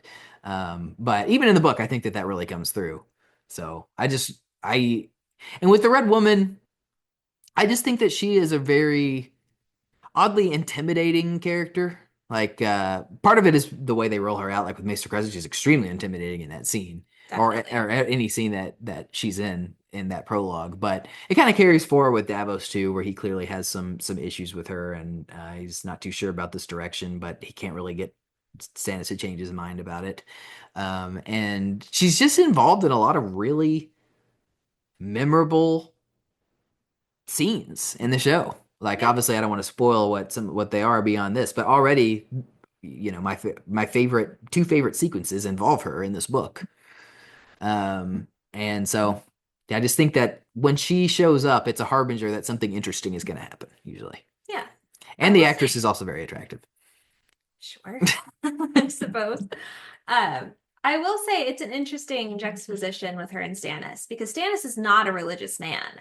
Stannis believes the magic that he has seen. Right. But both of his advisors are devout to different gods. And he starts to slowly buy in, I think. But definitely. He first and foremost was in it for the magic he saw. And I go back and forth about which or if any of the gods are real in the books. I don't think it'll ever be revealed. Oh, definitely. They shouldn't be. No, I agree. It's kind of like if you lived at that time, it's like, did you believe it or not? Because it could just be natural magical forces in the world. But the fire god has the greatest claim to being real. But it's kind of like everybody attributes their, like, whatever magic is happening to their own god. In the same way where there's the comet overarching in this book that every group kind of thinks is a symbol about them or what's going on in. Yeah, that's a nice little touch. Which I find very interesting. And so I think they show it like once in the show. Yeah. I think that she definitely adds something to Stannis's character. It's just hard to see him pulled in that direction. Okay, well, now I have the updated ranking of the dead characters. So I'll go through them all, but we'll quickly skip over the ones that were in season 1. But the number has increased significantly as compared to season 1, where we only had like 7 characters. And at the bottom of the list, who I really didn't want to put on the list at all, but I figured because she has a more dramatic end in the show, I went ahead and threw her in, and that is Doria. Okay. An F tier character, I would say. A blatantly bad character in the show who's really only there for sex scenes, sex position. Yeah. And then who essentially dies off screen in the book. So in that sense, she's really not even worth the effort I put into putting her on this list at all. But in the show, she has a little bit more of a dramatic send-off where she gets locked in the vault with Zaro. And you said this list combines. Yes. And I will make clear, because like some of them, there's a huge discrepancy. Okay. Like I talked about in season 1, I thought that there was a big discrepancy with Drogo. So you're taking like an average or whichever you feel strong? I'm going with whatever's highest. Okay. Their highest moment, I'm giving them credit for that. Okay, interesting. 18, bad no matter which medium you read it in. Pipe Free. Oh. He's just like this side boss character that I feel like George R. R. Martin just sort of needed to set up for Daenerys to deal with, to have a little arc in this book, but it's just not a very good arc, and not like, I mean, yeah, he steals her dragons, which he doesn't even do in the book, but I just there's nothing for me to latch onto with this character. I mean, they try to make him badass, I guess, in the show, and he kills the other members of the 13, but I don't care about that. Yeah. I don't think it's a great performance. Of all the there's just nothing to latch onto with this guy. I disagree with Brandon, who has Zaro below him. Yeah, that's harsh. 17 is Viserys Targaryen from the first season. You know, we've talked about that already. I'm not a huge fan of him. 16, I actually have Stone Snake, which is one of the Night's Watch guys with Jon on his little expedition. Okay. He doesn't have as cool of an end as Dalbridge, who I'm going to have higher on this list, but and we actually never see him die, but he's the one where he loses his horse, and then Corran sends him to get word, like, okay, this is going really bad. Get word to the guys at the Fist, and we never see him again. I think they do confirm later on that they killed him, though. The Rattleshirt and those guys. Okay. Okay, 15 was Garrett from. I don't think so. Okay. 15 was Garrett from season 1. 14 was Jory from season 1. 13 was Kaholo from season 1. Pretty high praise for him. But he was the one that you remember why I liked him, right? Where he was like nice to her, and then ironically he was the one that almost killed her. Yes, definitely based on the books. Yeah, 100%. 12, I have Dalbridge. So again, completely skipped over in the show, but the book really paints him as like this expert ranger. He's supposed to have like the best eyes in the Night's Watch. And he's kind of feels like because he also comes from where is Corin from? Is he from Eastwatch or the Shadow Tower? You don't know, but whichever one it is, it's where they're both from the same place, and so it kind of paints him as like Corin's right hand man. And then he also sacrifices himself in a badass way, where he holds himself up at the in that ridge with the bow, and he's like, "I'll hold him off as long as I can while you guys escape." Which I think might be a reminiscent of something we'll see later in the books that hasn't been written yet. So anyway, really like him and his characterization. 11, I have Roderick Cassell. I do definitely like him more in the book than in the show. In the show, he's still pretty good. It's not like a huge discrepancy, but I think the book fleshes out his relationship with Catelyn a little bit more, particularly in book one, where I mean, she's like they're a duo essentially in that book. Like they're traveling partners together, and it's just the two of them for a while. Getting seasick, yeah, definitely. I don't even think I remembered him when I was watching the show the first time. Sure. Like, he wasn't someone I bothered keeping track Yeah, of. he's just like a great example of like the ever faithful knight that remains loyal to the Starks until he meets his bitter end. And in the show, it's a really bitter end where he gets his head hacked off. And in the book, we don't know how bad his end is, but it's probably not great because he's killed by Ramsay, so it's probably as sadistic as possible. And he's an example of the perks of Ned's leadership style. Because obviously Ned dies, but the lesson isn't that Tywin's way is better. And Tywin does not inspire this kind of he does not. Loyal soldier that Ned does, even after his death. Right. 10, I have Drogo, mostly the show version. I will say in the book, he probably would be lower than Roderick and some of these other guys if I was just going by in the book. But with the show, I'll give him number 10. Number 9, I have Syrio, who's equally great in both. This is my hot stake, I think. Number 8, Zaro, Zoan, Doxos. Wow, Brandon would be disgusted. Exclusively for the book. The show, I mean, I agree with him. He's like down there with Pyatt Free. He's an F tier character. But in the book, honestly, I'm not a big fan of Karth. I think he's the best thing about Karth. I mean, I am consistently entertained by all of his dialogue in the book. Yeah, he's colorful and lively in the same way that book Karth is. Sure. Full of animals and color and all that stuff they left out in the show. Yeah, and he's not even killed in the book. Technically, he is not like dead in book version. I doubt he's ever going to come back. But since he's dead in the show, I figured we're not going to get any more of him. So that's why I went ahead and put him on the list. But I think it's hilarious that he's kind of been a punchline for us with Brandon because he was at the bottom of his list for like many seasons. Yeah. He even had him below Pyatt Free, which I guess I can understand that from the show. Pyatt Free's definitely more memorable than him in the show, but in the book, every time that he was talking, I was surprised by how much I enjoyed him. So, maybe I'm overrating him a little bit. I do have him above Syrio, which I know is definitely a hot take, but realistically, like Syrio's in two or three scenes, whereas Zaro, he's a pretty consistent presence in Garth, and his over the top flattery is very fun. It's hilarious. Danny deals with it very diplomatically, but doesn't indulge it. He's a little bit of like because they kind of do that in the show with the first version of Dario Naharis. But even that I don't think is as funny as Zaro Doxos. Well, because he's just like so flatter. He's a flatterer, Yeah. I don't know. I kind of buy it more from Dario. I don't know. Oh, yeah, sure, definitely. Yeah, Dario's like really into her. Yeah. But like with Zaro, I don't know. Like just they're similarly humorous characters, I think. 7, I have Corin Halfhand. Definitely, obviously, like we talked about, stronger in the book than in the show. But I really like his relationship building with Jon. Despite his failures, I mean, Jon does not exemplify himself in any way, really, in this excursion that he has with Corin Halfhand. But Corin still clearly sees something in him, and ultimately he basically sacrifices himself so Jon can live in the end. Which is really cool, and like he's definitely more built up in the book too, where like the wildlings like kind of fear him, Yeah. And that's really cool. And so like then when Jon kills him, it's just like, wow, I cannot believe that he just did that. It definitely carries a lot of weight that he was able to do that. So definitely here based on the strength of the books for sure. Number 6, I have Yoren, who I actually think is on the strength of the show more so than the book. Particularly because he's built up throughout season 1 where you see him in multiple scenes, and he's obviously the one that shields Arya from having to see Ned get his head chopped off, and Yes. like he befriends Tyrion before that, like when they're going down to King's Landing in the first place, and that's entertaining. They're a good duo, even though it's short lived. And then of course he has like the badass stuff with not taking shit from those Lannister guys. Yeah. And like he inspires Arya's list, and just like the story that he tells where he killed that guy that was kind of got obsessed with this guy that killed his brother.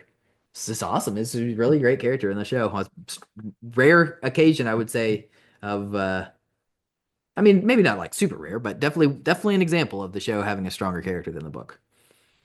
Five, I think I would put him pretty equal. Maybe I would lean a little bit more on the book side.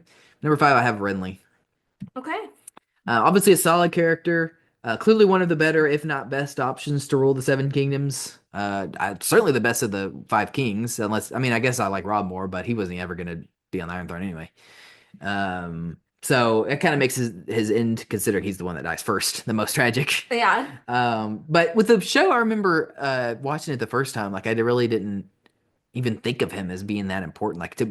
When he was the kind of elevated himself to being a contender for the crown, I was like, this guy from the small council, the least interesting small council character.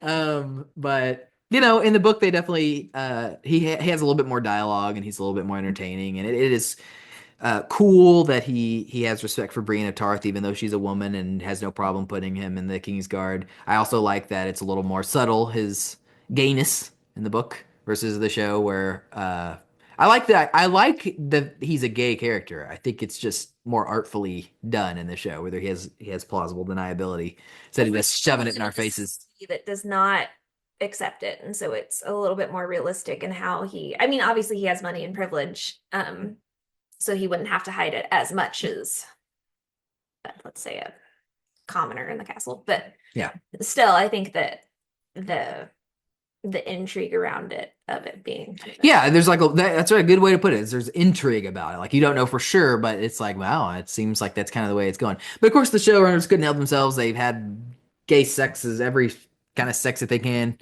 so there you go. Sure. I also think that Renly doesn't get enough credit. Like I think he's smarter than people give him credit for, and obviously he's not flawless, and he would have been a flawed ruler, but I'd pick him over the others. Okay, number 4, another kind of hot take. I have Courtney Penrose. Wow. He really only has that one chapter, but he's just so entertaining in that chapter. At chapter 42 of Clash of Kings, all-timer. That put him up this high on my list. Like I certainly debated him with Renly, because I was like, man, that seems kind of ridiculous to have him above Renly. But realistically, if I'm thinking about which character I got the most enjoyment out of, I definitely enjoyed Courtney Penrose more than Renly Baratheon. Okay. Well, it's also, he's a fun juxtaposition to Stannis, because he brings a lot of humor to the narrative, and a lot of, and they have like this standoff where he's just such a good foil for him, and Stannis just kind of sits there and takes it. He doesn't really like have a whole lot to say, because he really can't dispute a lot of what that guy's saying. I mean, he's got some legitimate gripes. Yeah. And he's just like, just kind of looking at him, just kind of having to take it, and then like obviously he's formulating his plan how he's going to get rid of this guy, which is tragic. But part of it is, I do think maybe he's elevated a little bit by the darkness of, because it's obviously the reveal for Stannis or Davos, of how Stannis is really relying on some blood magic there, but to take him out. But he's just so entertaining in that chapter. It's just, I love that chapter so much. So I've been number 4. Well, and isn't he doing part of it, like not giving in to protect a Yeah, he has a bastard in there. One of the, is it Edric Storm? Yeah, I think you're right. A storm. Definitely a storm. So that's very noble. And also, with so many of the people of the Reach switching sides after he Renly was would killed. Not switch sides. Yeah, it's a cool example of holding your ground. He's a great character. Sticking to your guns. Number 3, though, Maester Crescent. Wow. An afterthought in the show, but his introductory chapter in A Clash of Kings, like I said, is my favorite sequence of the books so far. And it's the way that, again, that he builds up the Red Woman through his eyes, and where he has to have that desperate plan to try to assassinate her, only for it to fail in the most disturbing way possible. It's just brilliant stuff. And how he built up Stannis from a really empathetic point of view when he's going to do some really hard things. Yeah. Awesome guy. Number 2, I have Maester Lewin. No. So realistically, I mean, I know you love him. He's not the most exciting character in the world, but he's just portrayed in both cases, particularly in the show. I think I probably like the show Lewin more than the book. He just is portrayed with a lot of heart, and Yeah. his loyalty and love for the Starks and their children is just very endearing. Absolutely. And so, yeah, I mean, he's just a very lovable character. And then number 1's Ned Stark. There you go. So that's pretty obvious.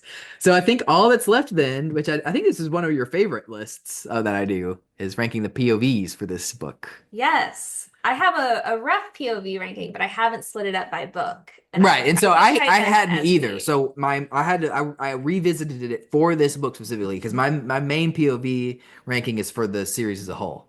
So I went back and looked at this book specifically. Okay. And so you have not heard this list. I'm excited. And there's 10 POVs this book, so one more than last time. Are we including prologue? Yes, of course. Okay. Okay, so number 10, bottom of the list. And I would still not quite say F tier, as much as I criticize this character a lot. I still can't, it's still like a D. Prediction? Okay, it's either Daenerys or Bran the Barbarian. Correct. It's Bran. Those are my bottom 2, though. Daenerys is my number 9. Bran in this book, I feel like he's until later on, I guess, which I guess they probably haven't gotten that far in the books, but this is his most dreamy book. And unlike in the late seasons of the show, where I'm very interested in his dreams, or his visions at that point, I guess you could call them. I really don't care about that damn wolf dreams and stuff. I mean, I love the wolf himself, but just like all that stuff. And then we have to deal with the Reeds, who I do not enjoy. I think if you didn't know what was going on, like if you didn't know what the wolf dreams were building up to, I still don't think I'd be that interested. I mean, I just take it back to I didn't know what was going on. His wolf's body. Well, when I think about The Witcher season 1, which it doesn't do this so much in the books, but that season 1 they do series having those visions, wandering around, very similar to Bran, I feel. She's not embodying it, her companion animal. No, but she still have the visions and stuff, and I'm just like, I could not care less about this crap. I just really love it. An animal, the wargy stuff, and Ciri too. Like, man, I mean, maybe I'm a little high on her because we've just been reading the book, but infinitely better character than me. But yeah, in the show version, maybe not. Number 9, I have Daenerys. Like I said, I do not hate her stuff in A Clash of Kings in the book quite as much as the show. So obviously, this is the book that we're talking here. I think the card stuff is worse in the show than it is in the book. But her personal development is more interesting than her plot in both the first and second books. Until maybe you get to like she burst. That's probably true. I mean, but the thing about that is like she definitely has a lot more of an arc in book 1 than book 2. Like book 1, she really changes a lot over the course of the book. She's a very dynamic character. But in book 2, I don't know. I definitely think it's her worst arc. Yeah. Okay. We got Zaro, who is entertaining in her chapters. He's pretty funny, but mostly it's just a bunch of boring shit in Karth. But at least a lot of it is in Karth. We don't have, a third of her arc in this book wandering around the desert, which is what I feared, considering that is the case in the show. Yeah. So it definitely exceeded my expectations, which were very low to begin with, which is probably why she's number 9. Number 8, little bit of a fall for this character. Oh, no. I do have Sansa at number 8. Oh. I was thinking about why that is, and I think there's a couple reasons. In book 1, she is really the only point of view that we have, other than Tyrion, but Tyrion is like way off. He's not in King's Landing, She is really the only point of view character that we have that's giving us insight into what the Lannisters are doing and thinking in King's Landing in the book, in book 1, which is really interesting. And then, of course, she's also kind of having to come to terms with the fact that things are not going like she dreamed. And I like that, too. And I also like that she's not as mean in the book as she was in the show. So that was like a nice twist for me. But obviously, that couldn't really hit as hard again in the second book because I already know that now. So that I think, and I think just having Tyrion up there just overshadows her a lot in book 2. And she also gets more chapters than she did in book 1. And I think she wears out her welcome a little bit in book 2, particularly with the Danto stuff. I got to be honest. Well, yeah. I think it's a little dull and repetitive where she keeps going to see him. For those of you that didn't listen to our first episode, Sansa was his number 1. My number 1. First book. Yes. I do think that she'll go back up for you. Yeah, I hope so. I'm very interested to see what happens to her because since you said that she does not do what she does in the show, so Well, I know that one of the chapters we've already read was one of your favorites. Oh, yes, definitely. That's probably my favorite of the book 3 so far. So, Frissons the Lovers. Hope is not Yeah, all lost. 2 of you. Number 7. Now, this is probably my hottest take when it comes to my point of view characters. Number 7, I have Tyrion. Wow. In his book, Yeah, I know his book. He is the main character. George's He's favorite to write. he's obviously well written. He's very witty. At the same time, I don't think any of his chapters really have the punch or like the standout sequences that the people above him do. Like what he did not have any chapters in my top 9 chapters that I went through. Yeah, you had the Blackwater, but not in yours. I keep having to read about his stupid relationship with Shay, which I'm not crazy about in this book. Yeah, I'm not big on Shay either. So yeah, being honest with myself, like he's definitely a cut above the characters that we've discussed so far, but I do have him down at number 7. Okay. Below number 6, we will have Jon Snow, which is probably not like I would not put Jon Snow in the show above Tyrion in season 2, but in the book, I really like I've discussed already. I really like his excursions with Corin Halfhand. Like all of his chapters with Corin Halfhand, I thought were like really well done. And that's majority of John's time really in this book, at least half, because they really don't waste a lot of time. Like Craster's Keep is like multiple episode arc in the show, but in the book it's one chapter, and then we move on. Then we get him getting established at the King's at the Fist of the First Men. Then we move on. Corin Halfhand comes, and so like What, you don't like dwelling with Craster? no, I do not. Huh. So I really a lot of that stuff was new to me because it was a pretty big divergence from what he did in the show where he was wandering around with Egret for most of it.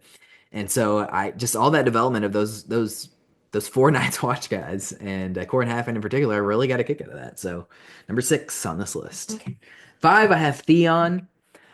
His chapters are really great. He was definitely I was typically excited to get to Theon in this book. We already kind of talked about how in the show a lot of his antics are more played for laughs in season 2, but in the book it focuses a lot more on the darkness of his actions and the inner turmoil they create, particularly toward the end where he's getting more and more desperate. And then of course that final chapter with the Reek reveal is just a great sequence. Yeah. Number 4, I have Arya. Okay. This was a tough one for me. This was, I think, the hardest for me to come down on a spot because in a lot of ways, I do feel like she's spinning her wheels a little bit in A Clash of Kings. There's a lot of chapters where she's in Harrenhal and she's seen a lot of bad stuff. But at the same time, I do think that they do a good job of making something interesting happen in all of those chapters. Obviously, whether it's she's checking off names on her list with Jaqen, or obviously she's getting there for the coup that Roose Bolton kind of has going on there toward the end where he takes over the fort, and that was like really interesting and obviously something that was a surprise to me. And then finally having to sort of man up a little bit at the end and just like take charge and get them out of there herself instead of relying on Jack and Hagar, which I thought was interesting. And from her, I think the other thing that elevates her is in terms of the characters that we spend time with, she's the one that understands the least about what's going on in the world, right? Yeah. But we know more, so in that sense, we know more than she does. So getting her perspective on things, and then also she does become privy to, it's very subtle, but she becomes privy to information that no one else knows. Yeah, which is very fun because she's what, 9? Right. And so that is very interesting. And all that's, of course, going on in the background with like the main thing of her kind of building up her escape plan. But there was always like some interesting stuff to latch onto with Arya. So I struggled putting her above Theon, but I think she had more standout sequences than he did. Okay. So I had her at number 4. Number 3, I have Catelyn. So I almost Slight drop. Yeah, she was 2 last time. She's 3 this time. It's almost a shame to have her at 3 because she is a clear standout of this book. But I think what held her back the most is all the stuff with her dying father, I think, wears thin. But everything else she does is great. Dealing with Renly is great. Dealing with Brienne and Jaime, and of course Robb, all awesome. She probably has the most, maybe other than Theon, but maybe even including Theon, she might have the most interesting internal dialogue of any of the characters in the book. This book in particular. Definitely mature themes going on with her internal dialogue and inner conflicts. And I think that some of the stuff with her father says a lot about her character, like having to always wait for him and like her role in that household is interesting. And then the biggest thing, you haven't had the payoff yet. Well, I was fine with it in book one, but when we have a whole other book and it still hasn't paid off, like it's definitely, he's testing my patience a little with that. But everything else, like I said, really great with her. So I was always excited when it was a Catelyn chapter. And of course, she's your window into Rob. Right. And Renly. Although not as much Rob this book. It's more Renly and Jamie and Brienne. Ugh, not them. I know, they're all great too. Two, I put Maester Crescent at number 2. I thought about putting him at 1, but he is a one-hit wonder. But it is a great hit. Interesting. And so that makes it number 1. I mean, there's not really so much more we can say about Maester Crescent. You guys know I love him.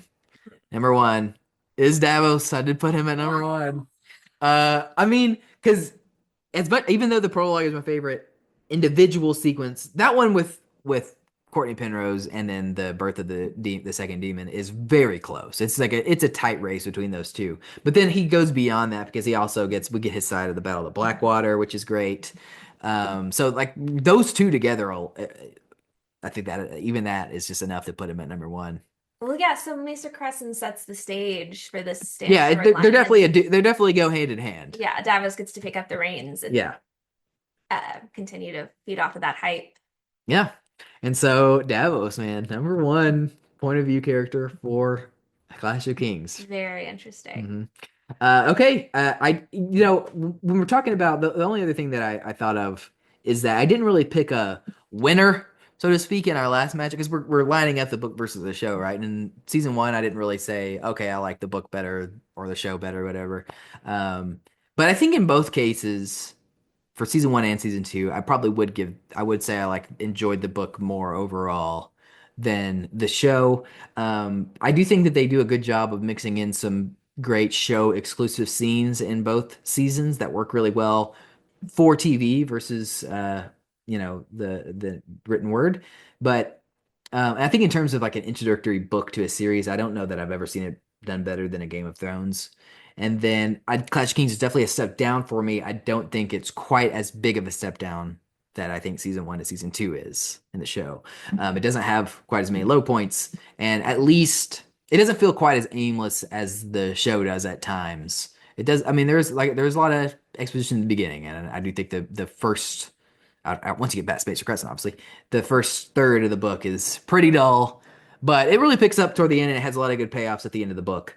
That I enjoyed. So overall, as much as I enjoy the show, now granted, I like the show more and more the more it goes on. So, and I know that the books are going to diverge more. So we'll see how that lines up. But so far for the first 2, I would say books over show. Is that how you feel?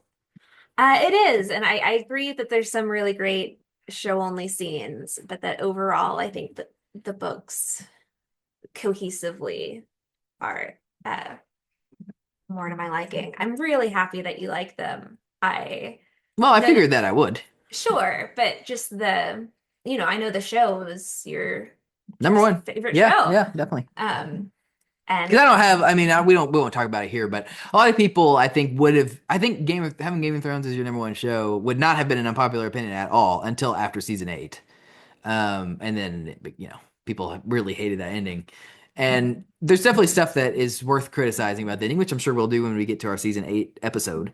It'll be really interesting to see what Brandon thinks about it. But I don't have as many criticisms. I definitely have some criticisms, but not as many. And I don't think the same ones necessarily as a lot of people. Well, and I know I didn't have as many criticisms before I read the books. And so it will be very interesting to see as we go on to books that diverge more and had a lot more left out, how your opinions evolve if you think that the show starts to outdo the books, or there are valid criticisms of the later books. Yeah. And of course, we don't have the finished product. Maybe by the time we finish reading, because we're going. Oh, sure. Well, that is good. Well, we got a ways to go before we finish reading the books for sure. Andrew has been nice enough to be reading them out loud to me for this read through, which is my favorite thing. He's a brilliant. Which I didn't do as much in book. I definitely read a decent chunk of book 1 just by myself. Yes. So that one did go the fastest. But yeah, so books so far overall, I guess get the edge. But yes, we will see how things go on. I do think that the show gets. I know a lot of people, I guess book fans in particular, thought that the show kind of peaked around season 4, but I do not agree with that. I like season 5 more. We just just watching him again, really hammered home for me. Like, yeah, I definitely like season. I love season 4 a lot. I definitely think season 4 was the best of the first 4. But I remember thinking the first time I watched it that I liked season 5 more, and on this rewatch, even knowing some of the stuff diverges significantly, granted I don't know what happens to the book instead, but um yeah, I still like season 5 the best out of the first 5 that we've watched. And then season 6 has my favorite stuff in the entire show in it. So it's probably still gonna be my favorite. Well, I'm excited to find out. Yeah. But now the last thing is, like we said, I'm I don't know, a couple hundred, maybe we're at 300 pages in. I don't know, to what's the third one called? Storm of Swords. Yes. Storm of Swords by now, but still got a long ways to go. So obviously we're not going to be able to do this direct comparison for the future episodes of the show for now, because I do want to just go ahead and go through them all while we have momentum on the show and while we're watching it with Brandon. So we're going to go through with the remainder of the series on the show for now. And then once we finish the book, we can go back and revisit that if you like. Yes, I'd love to. I have many thoughts. And please, when you email us, label any spoilers. controlledburnes with an ES at gmail.com. I can even respond. I'll kick Andrew out of the room and respond in the next podcast episode to any of your wild theories. Tell you how wrong you are. Wow.